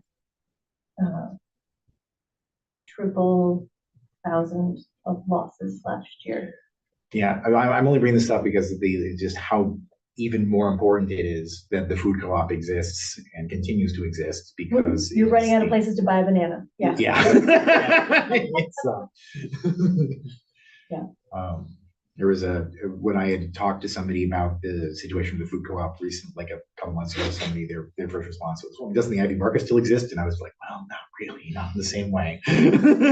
Yeah, they're going through some sort of transition, and my understanding is that they're going to increase the higher margin portion of their business, which is their deli, not unlike any deli mart in some other places. They also have a full alcohol department. We have beer and wine, very small, so it's kind of a different setup. Well, one thing of the suggestions you brought up, one thing was the using the food co-op as for our events. That one to me feels like kind of like a obvious one. If nothing else, even if we didn't want to say like directly say to the food co-op, having a policy that directs money towards local mutual benefit corporations over fully for-profit corporations to me seems like something that we just should have. But yeah. Policy committee. Yeah, we could have that policy. Thank you for that. Any other questions from the board? Yeah, I had a few thoughts. One thing that I was thinking is a way to kind of spread the word to the UCSB students about what's going on with the co-op could be possibly like going into classes and speaking, because I've had to inform all of my housemates about what's been going on, and they had no clue whatsoever that the Ivy Food Co-op was at risk. So I think that part of the struggle is a lot of people are just completely unaware, and not everybody would shift their purchase habits and things with groceries. But I think that going out into classrooms and really like saying something about what's going on, and like even maybe talking about the kinds of things that are offered at the Ivy Food Co-op, like the produce and stuff like that, and encouraging people to shop local. I think that could have an impact. Even like targeting specific departments. Like I know the ES department is definitely very focused on the community and on like these types of sustainable practices. And there's a lot of very large ES classes. There's like ES3, ES1, ES2 are all intro level classes that have 400 plus people in them. So I think that speaking to like the large classes that have 400 plus people would get the word out there the most to students. And I just think that could be something that could really engage a larger group of people in the issue. Yeah, that's a great suggestion. Everyone is very busy, so it is hard to get attention on things for sure. So thank you. Yeah, I think sometimes it's getting almost like drowned out by, midterms, things like that. People just think about the ease of things. Because even today I had debated Instacarting because I have a midterm to study for, and I was like, I don't even have time to grocery shop. So I think that like sometimes people that would care and would change their habits with grocery shopping aren't being reached because of their own schedules, but they're in class. So I think that, you know, going into a classroom setting would be a really great way to reach people, and even possibly partnering with other clubs like Gauchos Go Green, like really any, I think, environmental focused club would probably be really interested in spreading the word as well. And then my second thing that I was wondering about is I know that there was an Isla Vista Farmers Market that happened last year, I think. I'm not sure, I would have to look further into it about the logistics of it. But I know that in my ES class last year, somebody had come and spoken about how they were trying to get that off the ground, since IB doesn't have like a farmer's market the way that downtown Santa Barbara and Goleta do. And I think that that could be something to look into, because the IB Food Co-op already does participate in the downtown farmer's market, right? Or am I wrong? We don't. Okay. We did participate in the Isla Vista Farmers Market that happened in the spring. That we helped organize. Yeah, I'm Okay, I not was like, sure, I'm like, not what- sure who, we kind of got into it late. Yeah. So I'm not really sure who the full organizers were for that, but then also the CSD Thriftopia crossover event that had a farmer's market component, we were much more involved in that one. But I would love to see a farmer's market come to Isla Vista. It is hard because the farmers only have so much time, and so they go to the places where they know are gonna really work for them, which is why they're in downtown Santa Barbara, Right. highly populated places where people are doing big grocery shops. But it's not impossible. There's lots of smaller farmers happening all the time. And Yeah. did the IB Farmers Market do what the downtown one does with the EBT credit, where it's matched? Like the EBT, they match like It was a every student dollar. run event, so I don't know Okay. how I don't think they complex it did. was. Yeah. That would be great. Yeah, I was gonna say, I think that that's really enticing for people, because I think one of the biggest concerns that I've heard just from people I know is about the cost of groceries. And I think that, I know a lot of people that prioritize shopping at those farmers markets because of the EBT matching that is going on. And I'm not 100% sure how that process works or how it's being matched, but I think that that could generate more sales if we were able to have something like If that. it's matched through like a funding grant, if it's matched through some sort of funding, I mean, obviously, like the co-op could maintain, you know, X amount of dollars per month that can be matched for EBT purchases, specifically for produce, like to boost produce in IV, if we had funding for it. We just don't. But Yeah, I think it. I but think that it- definitely would help, I think, Yeah, I think get it'd be more worth people it. to eat less. It's hard to eat healthy when you don't have time. Mhm. So we've been trying to maintain things on the shelves that are a decent balance of meals that you can make quickly, that don't have too much salt, you know, aren't a little bit too much junk food, but are still satisfying and are affordable. And maybe a great opportunity to give a brief plug about the IB Food Co-op online ordering system. We do Since have. Instacart was brought up. We do have what we call co-op curbside that got launched during the pandemic. So you do have a way to do it. The pickup is a couple days a week, and we are working towards a full e-commerce platform that'll be much more like what you're used to seeing other places, integrated with our various catalogs, and hopefully integrating a DoorDash delivery option as well, which would serve all of Isla Vista. But that's we're working on it. I think it's a couple months out still, but that's the goal. Yeah, from just like my lack of knowledge about the IB Food Co-op, I feel like maybe one of the largest obstacles is people not knowing all the services that it offers. And so that's where I think that, you know, looking into the possibility of going into classrooms, or even a flyer that we could distribute to households in Isla Vista that maybe says like, here's what's going on, check out IB Food Co-op, they have all these things. Like, it would be greatly appreciated if people, you know, grocery shop at least somewhat at IB Food Co-op, because I think that there's a lot of people that would consider that if they were more aware of it. Yeah, thanks. Other questions or comments from the board? Go ahead, Dr. Freeman. I appreciate this is one of those annoying asking for help and then I'm like asking some weird question about like, is your business considered doing X? And like, you know, No, it's just no, like, that's well, I've like, heard that question a million times. and Like, we're oh, here it's so, for the- why are yeah, you bringing it? So I'm yeah. sorry about that, No, but no, it's I good, do have a it's question. good. So, you were mentioning about a lot of people don't have time, in order to be, and for what's worth, a lot of students both have not only are time constrained, but are sometimes also knowledge constrained when it comes to cooking and things like that. And a lot of people are moving towards grab and go sorts of things. And I even look at places like Lazy Acres and Whole Foods, and it's like they've got, Whole Foods just keeps doubling down on the amount of like prepared hot food that they provide. You Yeah. mentioned that like your food co-op is ready to be able to do like catering level versions of all sorts of things. And then I think about all of the people when they talk about the food co-op, people who've been here and they've left, and I'll talk about the food co-op. The thing that they always are talking about the sandwiches from the food co-op. And it's interesting, they always are talking about like the prepared food from the co-op, even though that's really not ever the focus of the food co-op. And I'm wondering, has there been thought It's of one like, door of the grab and go, but yeah, but people love it. yeah, and I'm wondering, has there been more thought about having maybe grab and go, maybe there's more that's there that recently that I haven't noticed. But as a food co-op thought about doing like hot prepared food, because honestly, I would probably go there all the time. Just to get this rather than going to like, because it's I find Whole Foods faster than the restaurant if I happen to be driving past it. And if I Sure. am already right, 2 blocks away, as I often am in Ala Vista.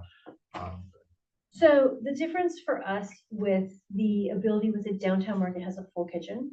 And I haven't been to the and downtown Isla market. Vista has, Apparently the downtown market maybe okay now. no, so the difference, so Isla Vista has a very small prep area. And we don't really have the ability to generate hot foods in the kitchen space that we have, but we have another place to make food offsite. And so it's just a matter of transportation. If we saw the foot traffic for it, right now we're still ramping up foot traffic. So when you go, sometimes that one door isn't really full and overflowing because we're not seeing sales out of the door. And obviously, like if you make it, people will buy it, chicken and the egg. But yeah, I agree. The sandwiches were epic. I maintain the co-op hummus is the best hummus in the county. So to some degree, I think it is a lot of like, we are reintroducing ourselves to a student population every year, but we also, in the demographic shift that I was talking about, this area has really significantly changed from the start of the pandemic moving forward, which is most of UCSB is hybrid. So those people don't live in Goleta anymore, where it was too expensive to buy a home. They live in the Valley, they live in Ventura, they live in Oxnard. So we don't have faculty or staff stopping by the co-op after to pick up something. If you live in Oxnard, you're gonna pick it up in Oxnard, right? And by that same token, so you have people, the Isla Vista community is very much like those at the start or the end of their lives, or the top or the bottom of an economic strata, right? And Goleta, even more so, right? And in Santa Barbara, we find that if you don't find yourself in Isla Vista, you never come to Isla Vista, right? Which is the whole point of expanding the circle and having something downtown. But the demographic pressures that are happening without that middle that used to be here, the people who used to be a solid middle for a good portion of the co-op, the families that used to live in Goleta or even family student housing being gone, and nearly every student I talked to is on EBT. It's a fabulous program. It's great. It's $292, which means you are never buying, like, I'll get a beverage. Maybe I'll get 2 of this. They're buying exactly what they can. EBT doesn't cover hot foods. So everything in our case is cold and EBT eligible. So it's kind of just a mix of those things. But definitely, I think that the problem in our local area of housing affordability has really put pressure on a ton of local businesses as well, not only for the things that they're trying to do as business, but for their workforce, and for the goods and services that we need. It's happened to local farmers. It's happened to handyman. You know, if you need to get a plumber, they come from Oxnard for a reason. So these are all things that like together we're experiencing and trying to figure out how to come back and be thriving in a time when we are more disconnected and everyone's under pressure. And there's a lot being juggled by everyone, you know, and trying to generate a space that people want to come to and feel warm and welcome to when, you know, to some degree, a lot of people are pretty happy just being home, and home is great. You know, I love being home. So. My annoying suggestion, hot prepared food. But No, but I would eat it. Yeah. So yeah. more seriously though, on the discussion. So you listed various things, various options and thoughts you had with relation to how the Alabama Community Services could help. And then in the staff report, it mentioned something that I don't think you mentioned. And so staff report had the idea of even like a loan, was it? Yeah, so there's a couple ideas. So what AS did in 2012 when the project We Own It was going on to buy the building is they gave a loan. Was it $40,000 or 60? It was $40,000. And they got paid back over many years by with food, like for their events and stuff. So that's one option. Another one would be for us to buy memberships for, let's say, 200 households in Isla Vista. They'd get discounted groceries through the bulk order system. Hopefully they don't use their cars to drive outside of IV, and the co-op gets equity, you know, cash infusion. And those are like two big ones. You know, they're kind of similar options, but different ways of approaching it. A loan that we get paid back on, or buying household memberships for IV. Are we, so associated students doing something is different in what they can do versus what we can do. We don't know what they're doing. I don't understand. Yeah. I mean, like associated students having previously done They've done something in that. 2012. I mean, like their ability to do something is not always the same as our ability. Are we able to do a loan I've to a private? workshopped some of these ideas with Jamie. We haven't gone all the way, I think, in the legal analysis, but I know she's thought of it. I don't know, Jamie, if you wanna mention it, what we've talked about. We have talked. Yeah, so Jonathan and I have talked about how we could structure it, and we've talked about how we would be able to fit it in within the district's enumerated powers, which is what I think that you're getting at, Jay, is how do we fit it within our current structure.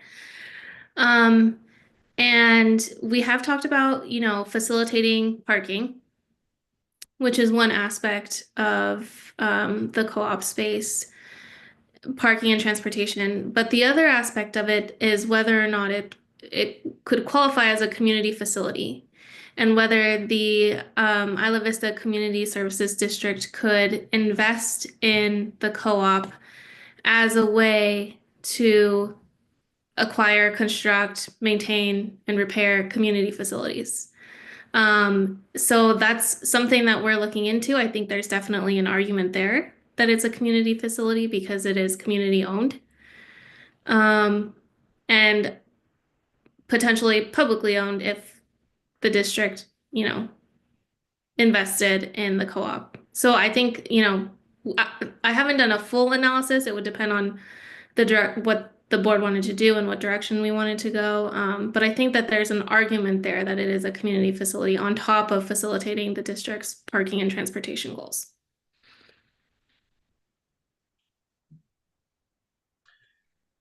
Thank you for that analysis, council. And I too really see the nexus as transportation. And I hear Lisa talking about housing too, because the two are interlinked. It made me think of one of my favorite articles, which is called The Housing Theory of Everything, which is housing shortages do not just prevent many from affording their own home, they also drive inequality, climate change, low productivity, growth, obesity, and even falling fertility rates, which is exactly everything that you described. I see this as the benefit to the community is a transportation mitigation. And we, as has been described, have really lost almost all semblance of fresh produce in the community retail. And this is the last bastion. And so in addition to all ancillary health benefits to the population and things that may be outside of our scope of things that we work on, this is really a transportation mitigation to make sure people can live here and be able to have the resources that they need from their grocery stores without needing to own a car, without having to take a trek on a bus and lug bags of groceries. Only got two hands, you can only carry so much. And just as someone who lives here, it's one of the things I love about the food co-op is that I can walk downstairs from my apartment and be there within 3 or 4 minutes walk. I can bring bags with me, load them up, and I know that if I forgot something, I can just go back tomorrow because it's only a 3 or 4 minute walk. So I could go on and on about everything I love about the food co-op, but I really see this as something that is connected to all of our work on transportation and parking. And I'm definitely interested in the grant and the loan and seeing what we can work out there. I am fascinated by the idea of purchasing memberships too. There's definitely a lot more complexity there. So I think that would just need to be worked out about how those memberships are allotted to households, how the records are kept, whether there's additional staff time that our limited staff time has to work on for that, or if it's something that is kind of out of the box that the food co-op can run within their existing systems. I'm open to all of these ideas, and I think that it's important that we stand with this important community institution and try to help in a rough patch, because I know that when we were in a rough patch right after we were formed in 2017, 2018 with no dedicated funding, the community stepped up for us. They participated, they advocated for us, and then they ultimately voted to adopt our tax to fund us and make us permanent. So in a roundabout way, it's sort of, paying it back, I guess. And the I Love Vista Food Co-op was chief among those folks that were participating in all of those efforts. So those are my thoughts. And I don't know if you look like you were gonna respond to something that I said. You mentioned something about the organizational bookkeeping of memberships. So a current full share membership is $150. We allow people to pay $30 a year increments, but then that's more things to keep track of, right? So, but $150 that's it. It's done. Memberships can be either tied to an individual or to a group or organization. So you could tie it to a specific address. And what we ask from the co-op is that if you, like, let's say you're a business, right? If you are Island Seed and Feed, right? What we ask is that when the representative from that business changes, that you alert us to the fact. So it would be, perhaps on an annual basis, whoever lives at 665 Sabado B has to come tell the co-op this year, it's Jay Freeman.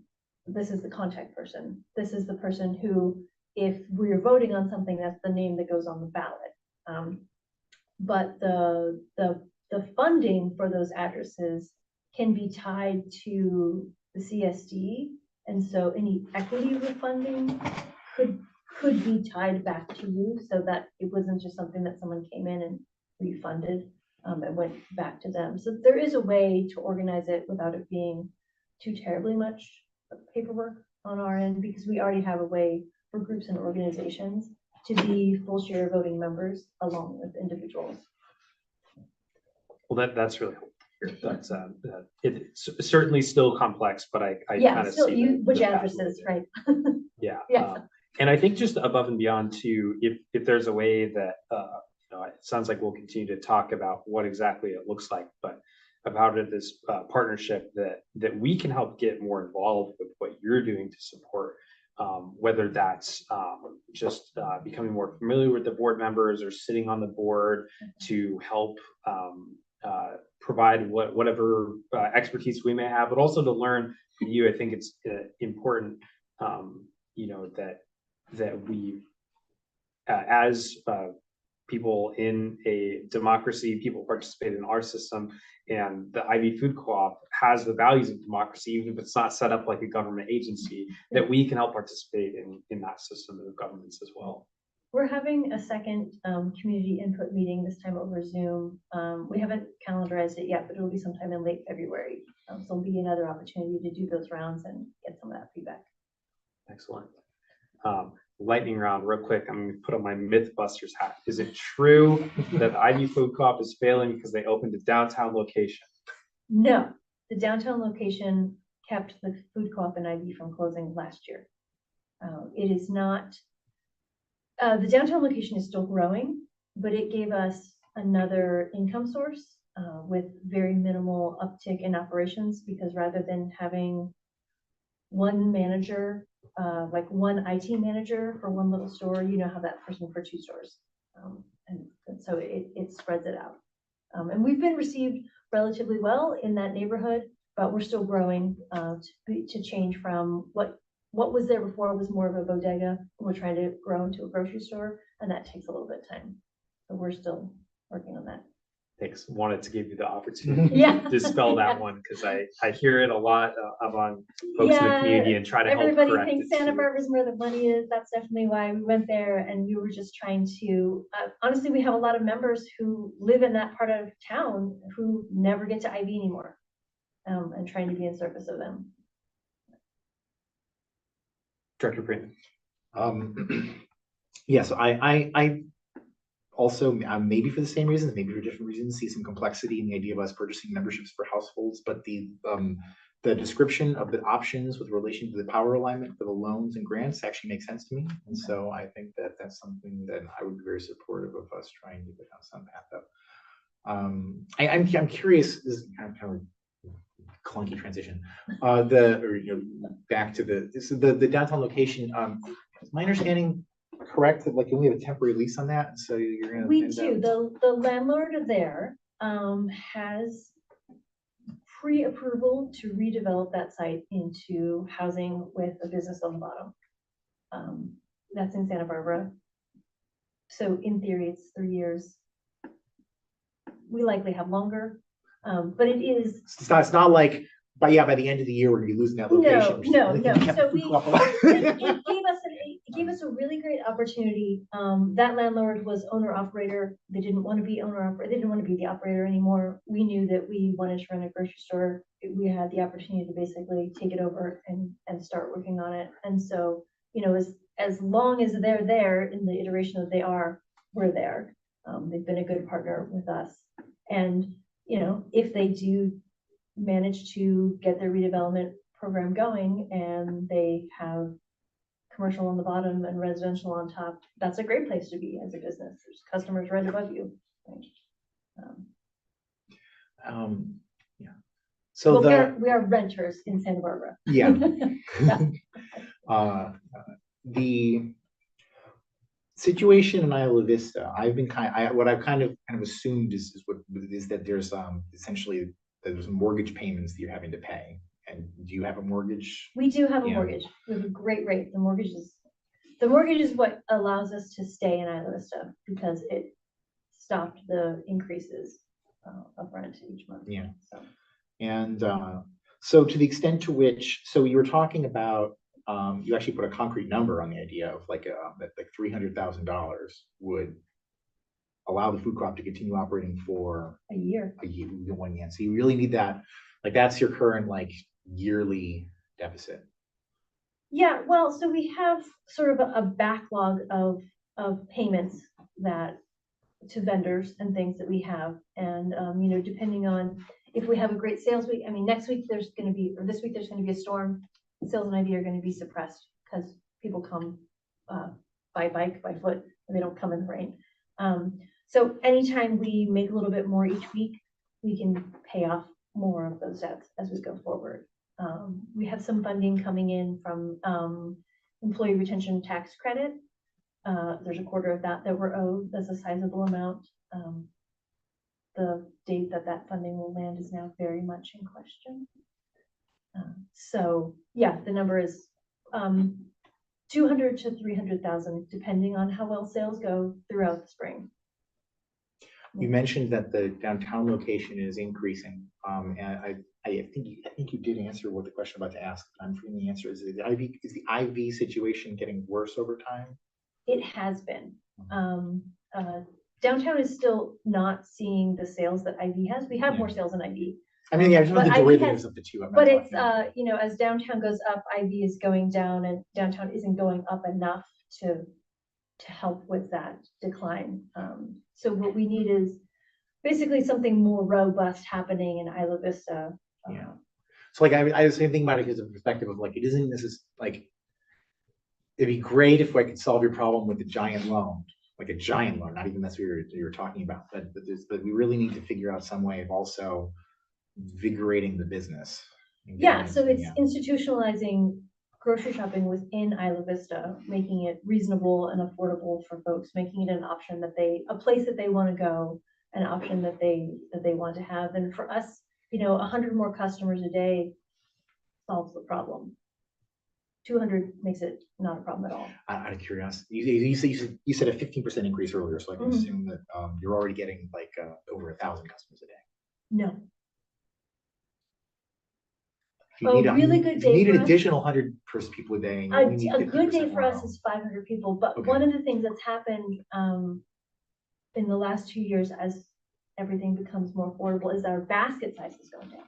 So the transaction amount that the average transaction used to be $18 or $19, and it's gone closer to $16 now because people are making smaller purchases. So we're seeing less customers per day and they're making smaller purchases.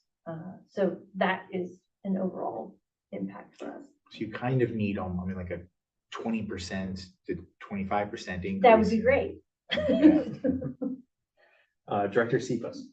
So like I was thinking back to like the giving like memberships out to the community, because that's a great way to institutionalize a lot of people, like for one, going to the co-op, but also continuing to buy if that like were to expire, if they used up like the money they're allocated or whatnot.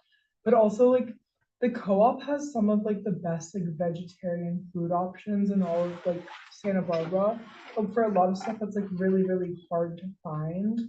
And it's not really easy to eat like plant-based on like EBT or like CalFresh or whatnot, just because you have so much limits on what you can buy. And for a lot of the time, it's not enough to last you for an entire month. And you also like can't buy like household products. And like, I know you guys sell a lot of like, I don't remember the name. It's like the Myers, like 24-in-1 or whatever it is. Like that sort of stuff. Like if you could buy that with some sort of like subsidy from us would be like really helpful for like just like cleanliness of households too. Oh, so people don't get in their car and drive to Target. They're Yeah, buying those things with an IV. exactly. So food for thought. You say like subsidize a specific like class of items? at It's the more co-op? so like with EBT, you can't buy those things. Like you're not allowed to buy, you can only Oh, buy okay, like yeah, produce, yeah. like has to be. cereal goods and Yeah. canned goods for the most part, and like meat. You can buy you can buy- anything that's not hot food. Yeah, Yeah. cold, so the cold things from the deli case, you can buy cold prepared foods, Oh, you can, okay, hot foods okay. you can't.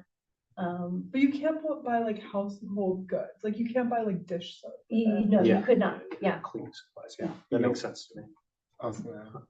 Go ahead. Yeah, I just wanted to back up what you just said, because that is I think the golden nugget of the buying the memberships for the households, is because you're creating permanent customers. Yeah. And the special order, well, like the bulk ordering from the co-op, you get a 15% off discount if you're a member, and they have all those household supplies. So you could buy all the paper towels for your household for the year, get a discount with your household, and you're set for the school year, potentially, or the quarter, or whatever. So I think it is easy to do a grantor loan, but it is gonna benefit the residents. They're gonna get a cut on their grocery bill and the co-op forever, essentially, if we buy the equity. What is the discount for being a member for like produce? So what we have is a loyalty program, which is like 1% credit back at the register. And sometimes there's promotions, we'll go in the co-op and they'll say like 5 times cheese, and that means instead of 1%, it's 5%. And that is an amount that you build up in your account, and then you go through the line and the cashier says like, hey, you got $4.32 in credit, do you want to take it off this bill? And then there's other member-specific sales that happen, and like Jonathan mentioned, if you're buying things by the case, owners get a better deal on case prices. So, you know, if you're buying a case of mate, it's cheaper than buying them individually, and or a case of dish soap. Yeah. Dr. Freeman?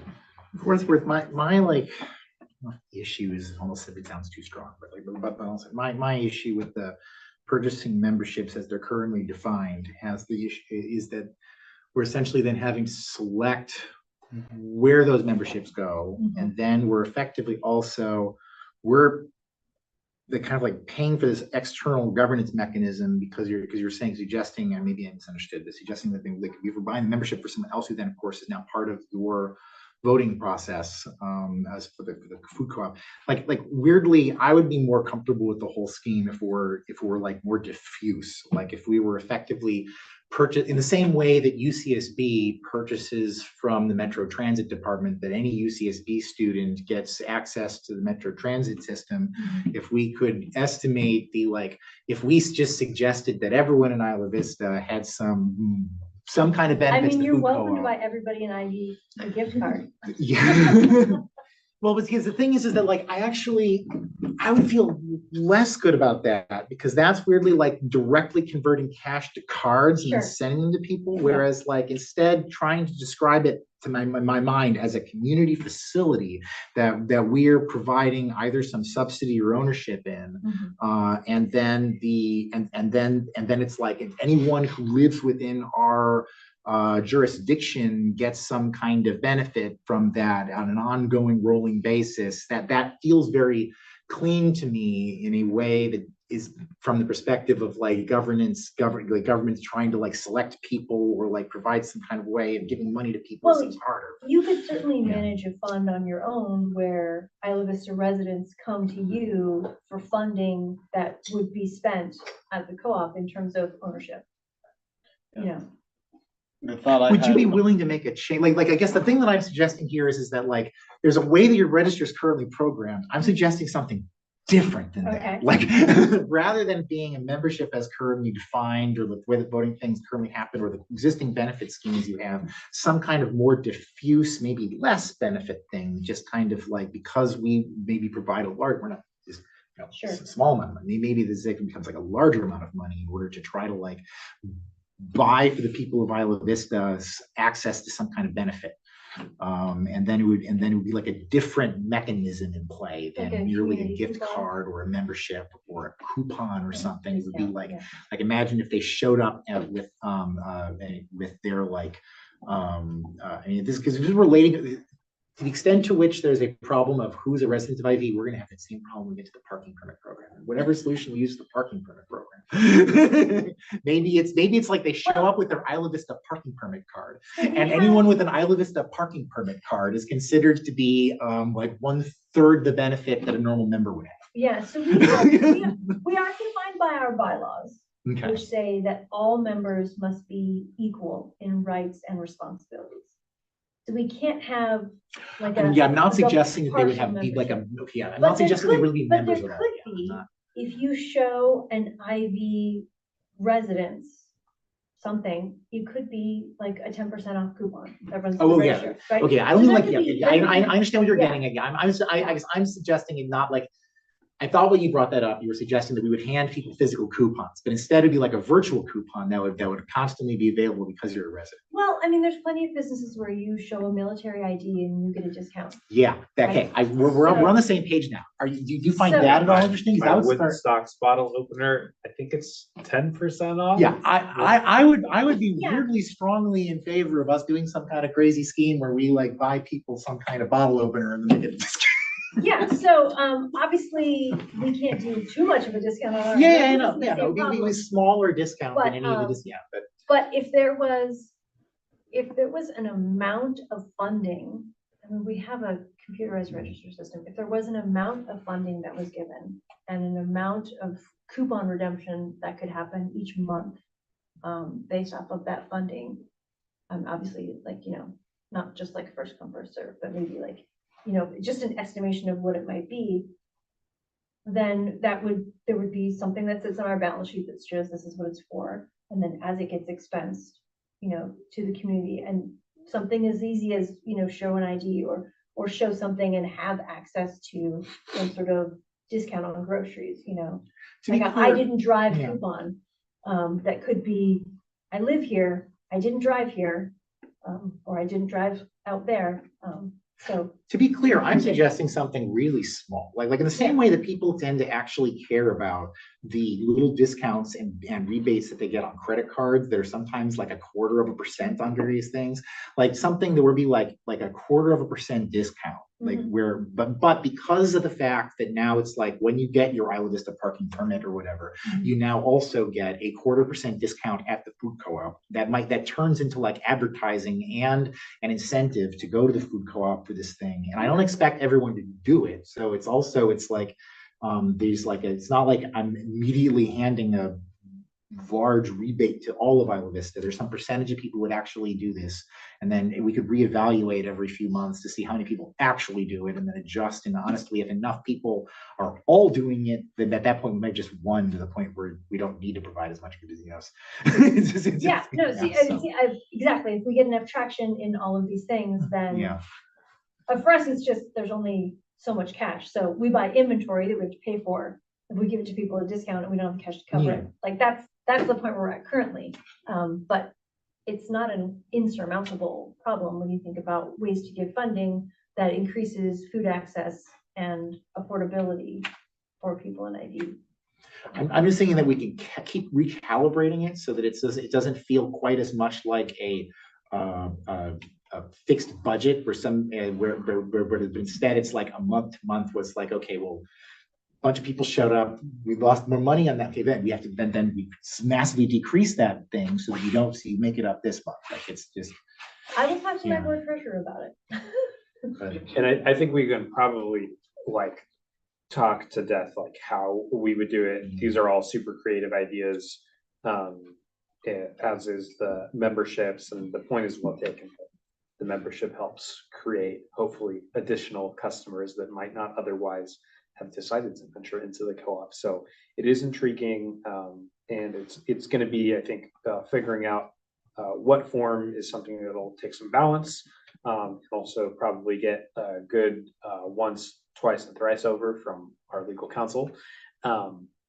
But I think that what we can do tonight is direct staff to look into or to prepare the plan for us to make a contribution to the Isla Vista Food Co-op. And the details are something that will be in flux and will be worked out, and it'll come back to the board for approval. But I think it's important that we take that first step tonight to say, we're with you and we're going to figure something out. So I can send you what I read in the email. No, it's not that. Okay. It would be good to have an ad hoc committee or any board members interested in participating too. Okay. Let's first do. Does anyone want to make the motion? I would.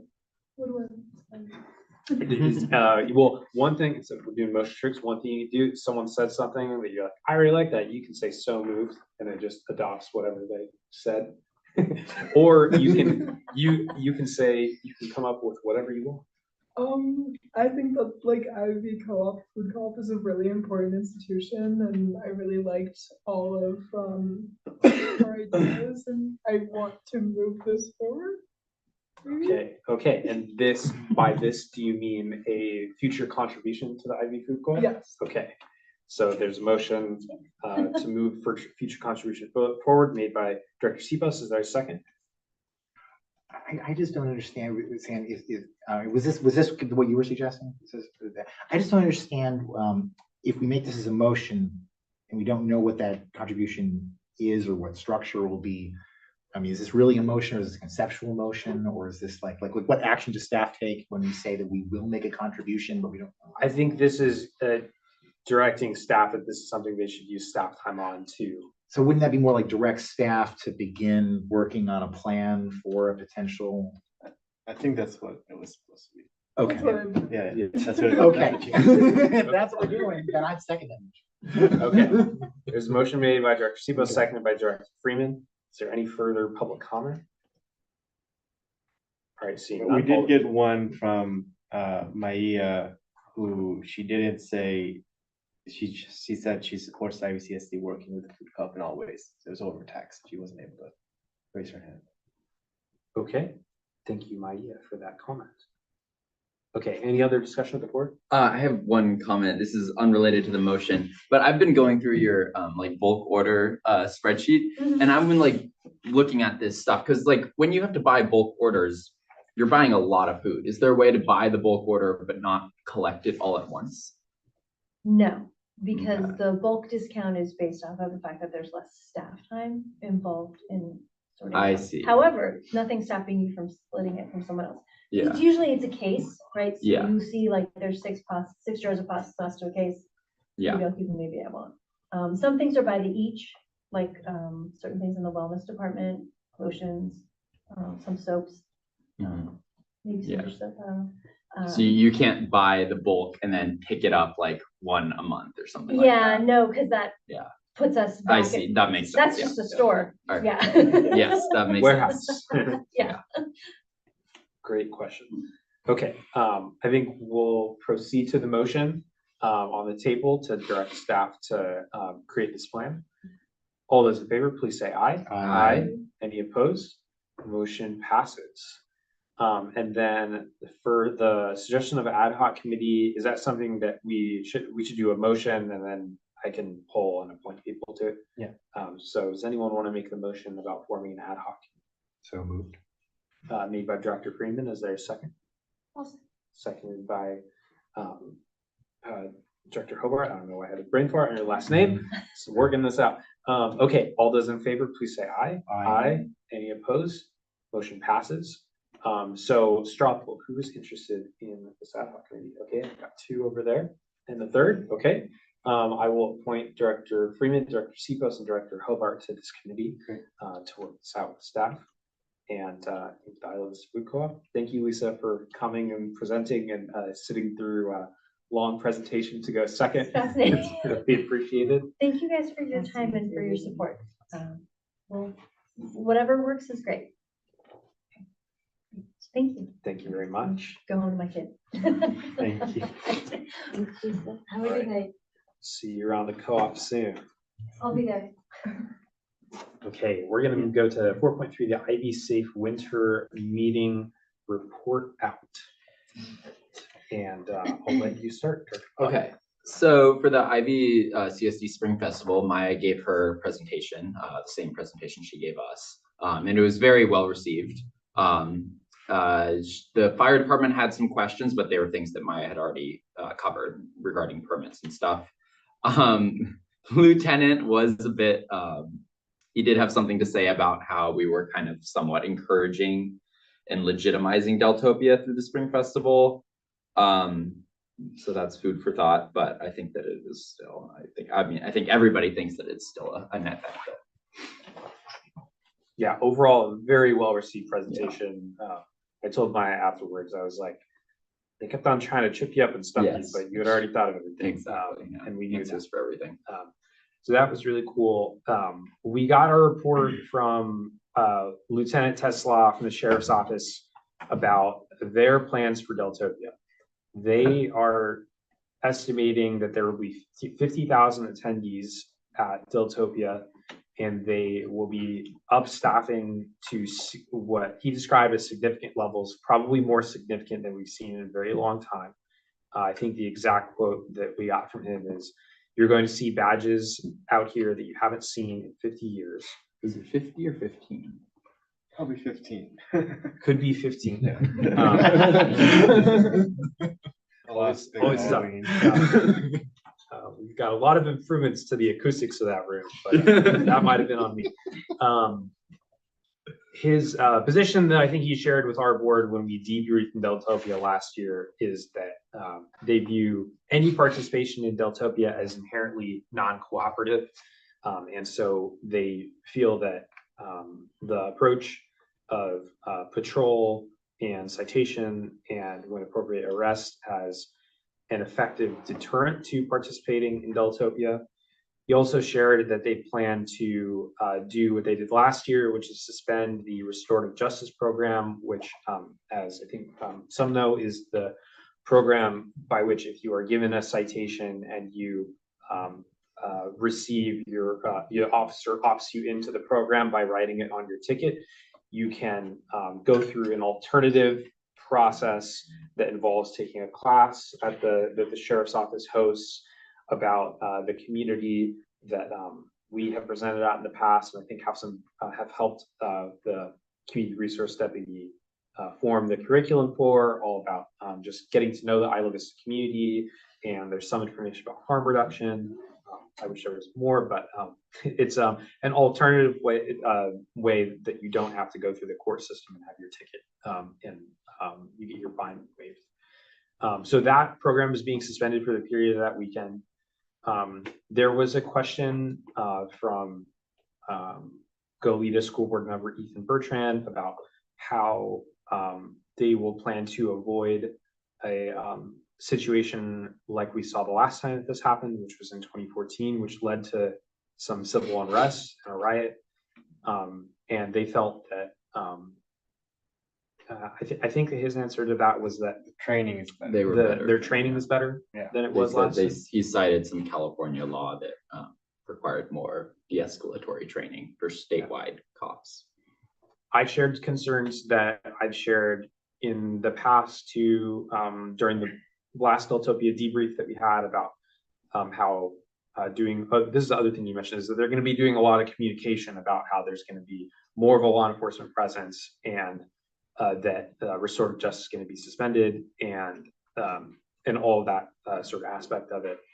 And I asked a question about if he's worried about inducing more demand for the event. People encouraging more people to come by sort of creating this atmosphere where they know there's going to be a lot of chaos. And he said he was not worried about that.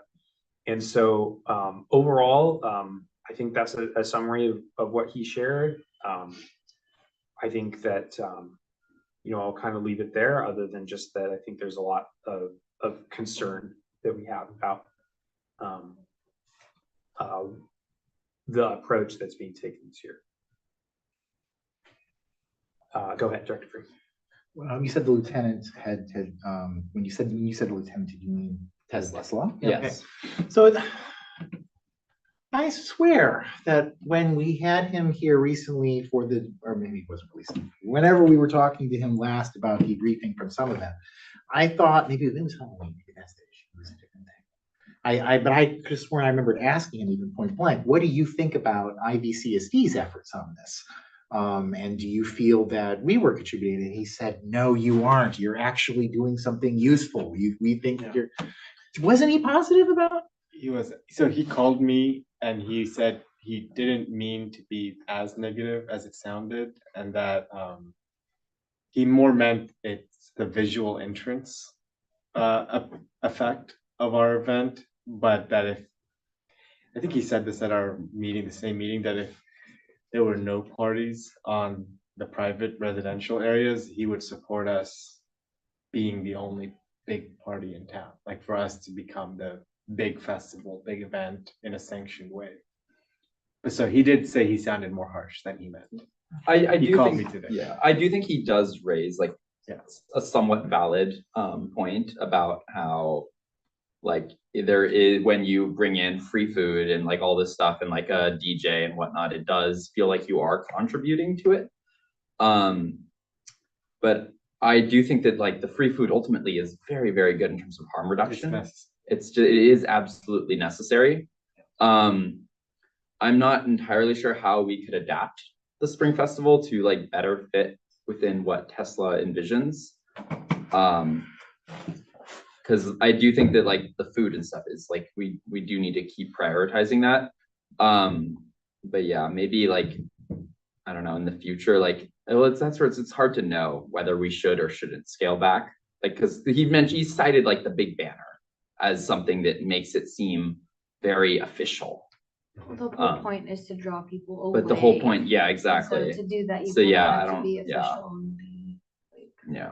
I'm not entirely sure what the solution there is. Yeah, it's definitely a challenge to director of work. I have a question. For the restorative justice, has that been suspended like last year or was it only in 2014? So it was suspended last year. The program didn't exist in 2014. The reference to 2014 was that that was the last time that they significantly staffed up and, to my knowledge, like really had a very large campaign in like a public relations campaign to let people know that they were going to be taking a very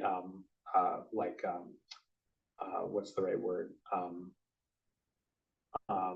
Like hardcore stance on not complying with the law. So their idea is to over police Deltopia to try to discourage people from attending?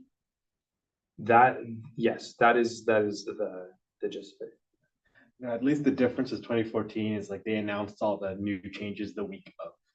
So they said no music during the day on Thursday, 2 days before Deltopia. So that got people riled up.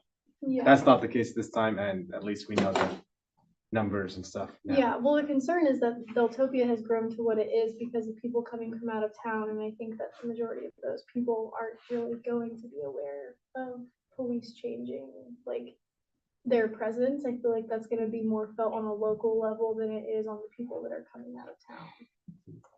Yeah, I think that point is very well taken. Is there, I don't know if this is like, I'm just kind of throwing this out there. Like, I know that obviously the concert that's held on campus later in the evening, one of the points of that is to like create an event that is students exclusive. Yeah. So that people are de-incentivized from bringing outside friends. Is there like a way, or even if like, should we, because maybe we shouldn't. Like, is there some way that we would adapt our event to kind of mirror that? Yeah. Or should we even do that? We tried in 2019 when we were planning the original version that got shut down because of COVID. We had an idea of how to do that. It was going to be really complex. Like asking people to bring access cards before they get free. We were going to ask people to pre-register for the event. Oh, and so then they could come with like some code. And the pre-registration wouldn't be like, we weren't going to go to people's physical address and be like, is it actually Edward who lives here? So we were going to figure out some soft way to do a barrier. Like, is an access card a barrier? Yeah, I mean, we could do, because that seems pretty simple and easy to implement. So what we could, all our events have to be open to the public. Yes. Yeah. But we could set it up where it's like an access card is good, an SBCC ID is good, and then if you registered online with an IP address is also good. So then that's open to the public. Yes. Okay. That makes sense. And is that a good idea? Because then does that kind of like conflict the whole point of harm reduction? Like harm reduction obviously shouldn't be restricted to students only. It should be include everybody. Yeah. We've had out of towners at our event for sure. Yeah. We had 5,000 people attend. Obviously, a lot of them weren't residents, but they are also the medical transports. I mean, our goal is to reduce the crowding on Del Playa and to reduce the medical transports, and the medical transport doesn't care who you are. It's going to be overwhelmed, whether it's out of towners or so there isn't really much point in restricting it then. It would just add more work. It would just add more work, and I guess the reason the other event works is just because that's later in the day after people have stopped partying. Yeah, and it's like it's like the whole concept. Yeah, it's after the party. It's at night. It's on campus. Dr. Sevis, question? Oh, I was just gonna ask like what our relative goals were, but he kind of said it. So. And I can send you the presentation that our staff did at IVCSD that outline. We have 6 goals with Deltopia. These are some of them. One of the thoughts from like 10 years ago, I think it was now, when I remember talking about this a lot with Cameron. Yeah, Diana. Jonathan is to try to very officially take the name Deltopia, make it so that when people who are looking for information on what Deltopia is, search for Deltopia, they find our website about the event that is very firmly called specifically Deltopia, not Let's Spring Fest or anything, Deltopia. And then they look at it and they see, oh, it's like an organized event that maybe even costs money, and like you're not able to get in without a wristband, and that'll cause people who are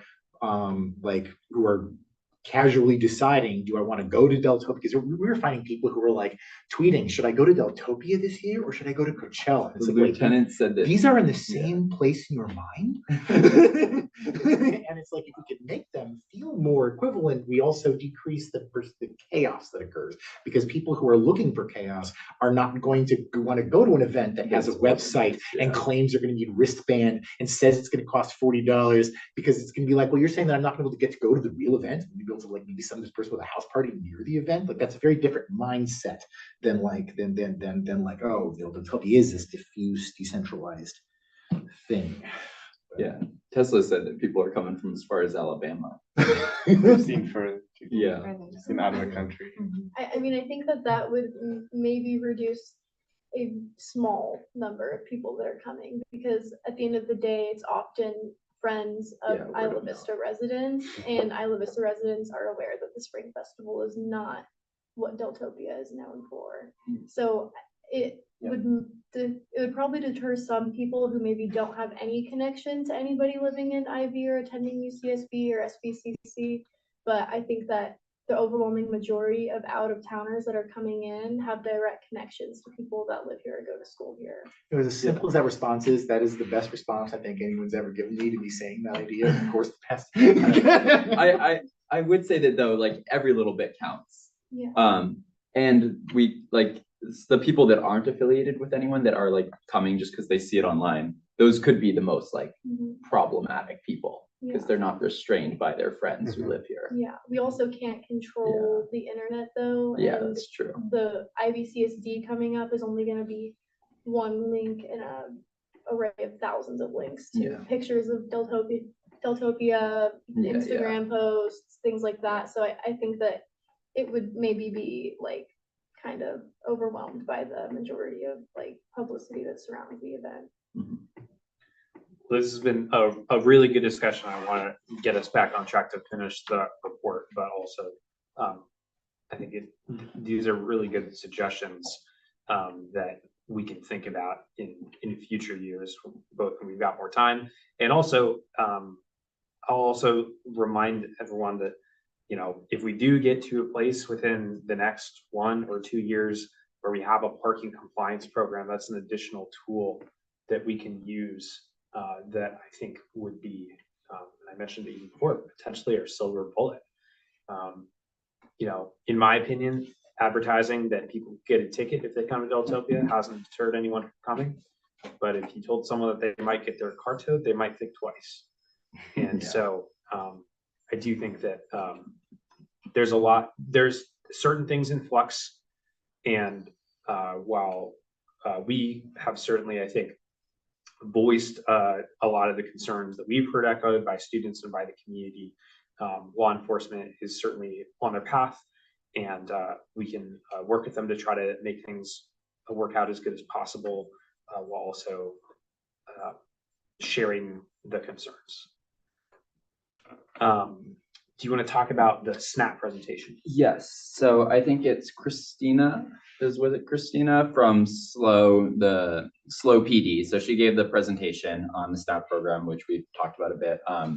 The SNAP program, it's neighborhood assistance. What's the first letter? Student neighborhood. Yes, that's the key. Yeah, it's just like a way for them to deal with noise complaints by hiring students, so similar to CSOs, that then go and give warnings to houses. They don't have any authority to like issue citations or anything like that.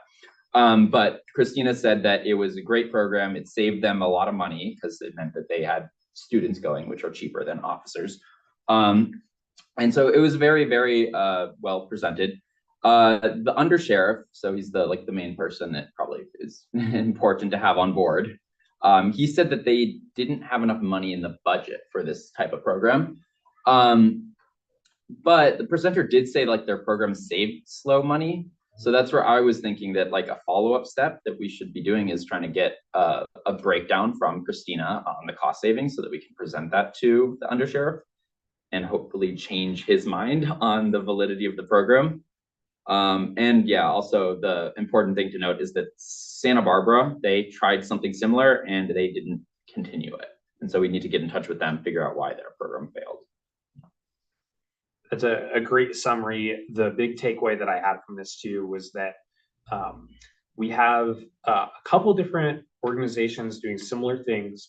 We have UCIV, which is the Student Associated Students Peer-to-Peer program that does a similar role to a lot of the community service officers. That's a contract that we, and a collaboration we have with UCPD.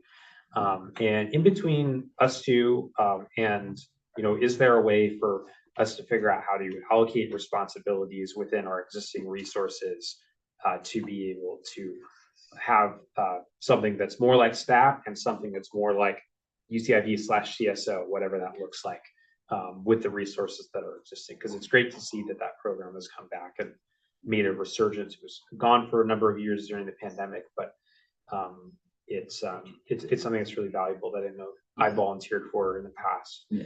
And the big thing too is, we mentioned the sheriff's office. We also had attendance from UCPD and didn't hear much of their comment, but what we did hear from Lieutenant Tesla is he's interested in this program. And so it's something that, I think we're going to have offline conversations about to try to figure out how deep that interest goes as we think about this, because it was clear the value that this program has. Yeah. And anecdotally, on the last 2 Saturday nights, I've had something like a noise complaint that I wanted to get figured out in my building. It was music that didn't turn on until 1 p.m. and then went till 3 a.m. So I had like fallen asleep and woken up fully. Here I am being like, man, if I was going to play music when I was in college, like we knew that midnight was the cutoff. You can't go beyond that. So anyway, a frustrating situation, but a case where I was laying in bed being like, man, I wish we had Snap right now. So that was that presentation.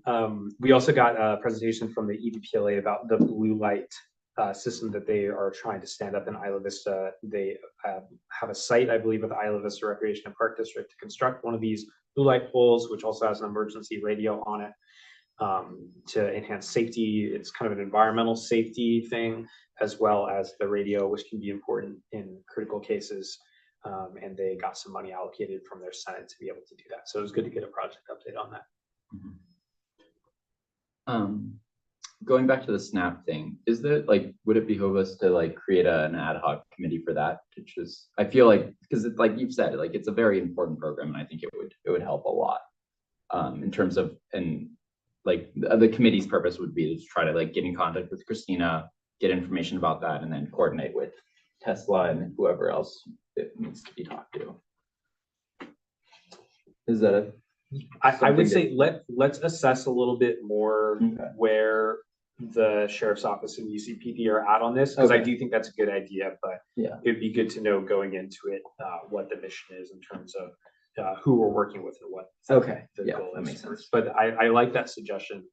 I'm actually having coffee with the lieutenant on Thursday to talk about a bunch of things, but if the directors are interested and available, I might be interested. I'll talk to you this Thursday during the rainstorm. I thought it's coming in tonight. That's what I keep saying. Tuesday's gonna be the worst day. Okay. Well, I guess we're gonna be inside. I would definitely be interested in joining that. Okay. I thought it was Wednesday morning. Wednesday morning is when it starts, but it rains all day Thursday, and there will be 1.85 inches on Thursday. It's supposed to be the heaviest all day.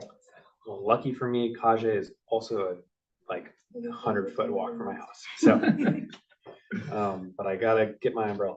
Okay, this has been a good report out from Ivy Safe. I appreciate the budget. This is why we have these. I think we've shared a little bit when we had the item going in, but we always have a pre-agenda setting item, which is like a week or two before the meeting, so that all directors can weigh in on these important safety issues and set the agenda. And we always have a debrief going out so that we all can discuss what we heard, because obviously only 2 or 3 of us can be in those meetings. I like the system that we've got. Okay, let's move to reports. Reports from members of the board. Board members have a report they want to share?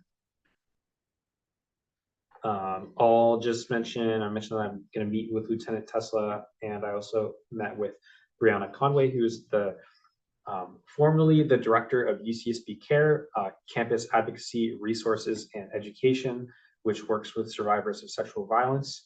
She's in an interim role, also working on UCSB's public health. I don't know if it's called department or division or what it is, but she is still working with Care and in this new role. And we talked a little bit just about some of the changes that our interpersonal violence investigation program has had with the new detective being assigned. And it was a good conversation just about the different trends in reporting of sexual violence that have been happening over the last year. And I think that is all I have. Gone to CLE. If any other Oh, yeah. members want to go to CLE. Yeah, come to CLE. I'll give a Every plug for it. Thursday. It's really cool. I mean, we get to like hear the nitty gritty presentations from our staff about the programs that they're working all the time. It's fun because you get to see our staff give a broad overview of either the first one is Ivy Beautiful, the second one was Ivy Compost Collective. And then you get to see other people that are your peers in the community sort of bouncing off the same ideas that we often shoot out up here about how things are going and everything. Wait, So sorry, what is this? It's a class we run on Thursdays at Oh, 6 to yes, 7. yes, Yeah, yeah. it's in here, Yeah. 6 The to 7. Civic yes. Leadership Initiative, Mhm. CLE. Yeah. yes, so it's been really cool to see that get off the ground. And what's this week's topic? I don't know what this week's topic is. I can check. I I'm think not presenting, so. Yeah, I'm in 2 weeks for step and parking stuff. But I'll Okay. look it up while you're finishing reports. And one of the secondary goals of this program too is to help develop a leadership pipeline for other folks that get involved in the work that we're doing. So, or maybe that's not a secondary goal. Maybe it's a primary goal. It's definitely a goal. Okay. Any other reports from board members? Oh, well, you'll be interested in this one. It is the from party town to community hub transformation through safe third spaces and community festivals. All right. So Very exactly what on we're topic. talking Very about today. topical. Very on top. hopefully people show up in the rain. Well, yeah, we might have to. We'll see. Things go. Okay. Do we have any reports from committees? Not yet. Had any committees meet Not yet. recently? Report from district council. Nothing to report on my end. All right. That's always good news. Report from general manager. I don't have a lot to report either today. I'll say one thing nice that I did in the last 2 weeks is I joined the County Public Education Committee on Emergency Preparedness, and I volunteered to be in a leadership role with that. And there's a lot, we shared a lot of suggestions of how we could be helped by the county on emergency issues, and it's been a focus for us this year. So I think that's just gonna something we keep doing more of, and it's one of the future agenda items for Ivy Safe, and Sydney planned a panel recently on emergency preparedness as well. So it's just becoming more and more something we do. But otherwise, the last couple of weeks, a lot of it was spent on the ATP project, possible pivot, and what we all saw happen today. And we're just happy we have a direction on that. So. Excellent. Is that the same thing as EPIC that Lauren Bianchi Clement is involved in? I think it's the successor to EPIC. Okay, because I got an email about because I'm on their list now. I think they said that's over, and this is the new one. Cool. There was an epic email floating around today. EPIC email. Okay. Okay. Seeing no other reports. Our next meeting will take place on 2 weeks, February 25th, 2025 at 6 p.m. right here in the community room and on Zoom. Any future agenda item requests? Any projected calendar updates? Yeah, let me pull it up for you guys. So we have our February 25th meeting. We're gonna get our budget process timeline there. We're gonna get an update on our finances this year of how we've spent our budget. We're gonna get an update on the vending machine at the health and wellness vending machine at the community center patio. And then we'll have our board retreat on March 1st, which is only 5 days after the next board meeting. So that's why I was trying to have a lesser meeting there. And the board retreat draft agenda so far, the big topics are board relations, budget outlook, program analysis, brand audit, community feedback needs, board goals, and parking 101, or I don't know how we're gonna call it, but essentially dive deep into what's next for parking. And there's some other agenda items further out that, not worth bringing up yet since they're not solidified. Okay, thank you for that. And with that, we are adjourned. See everyone in 2 weeks. Thank you.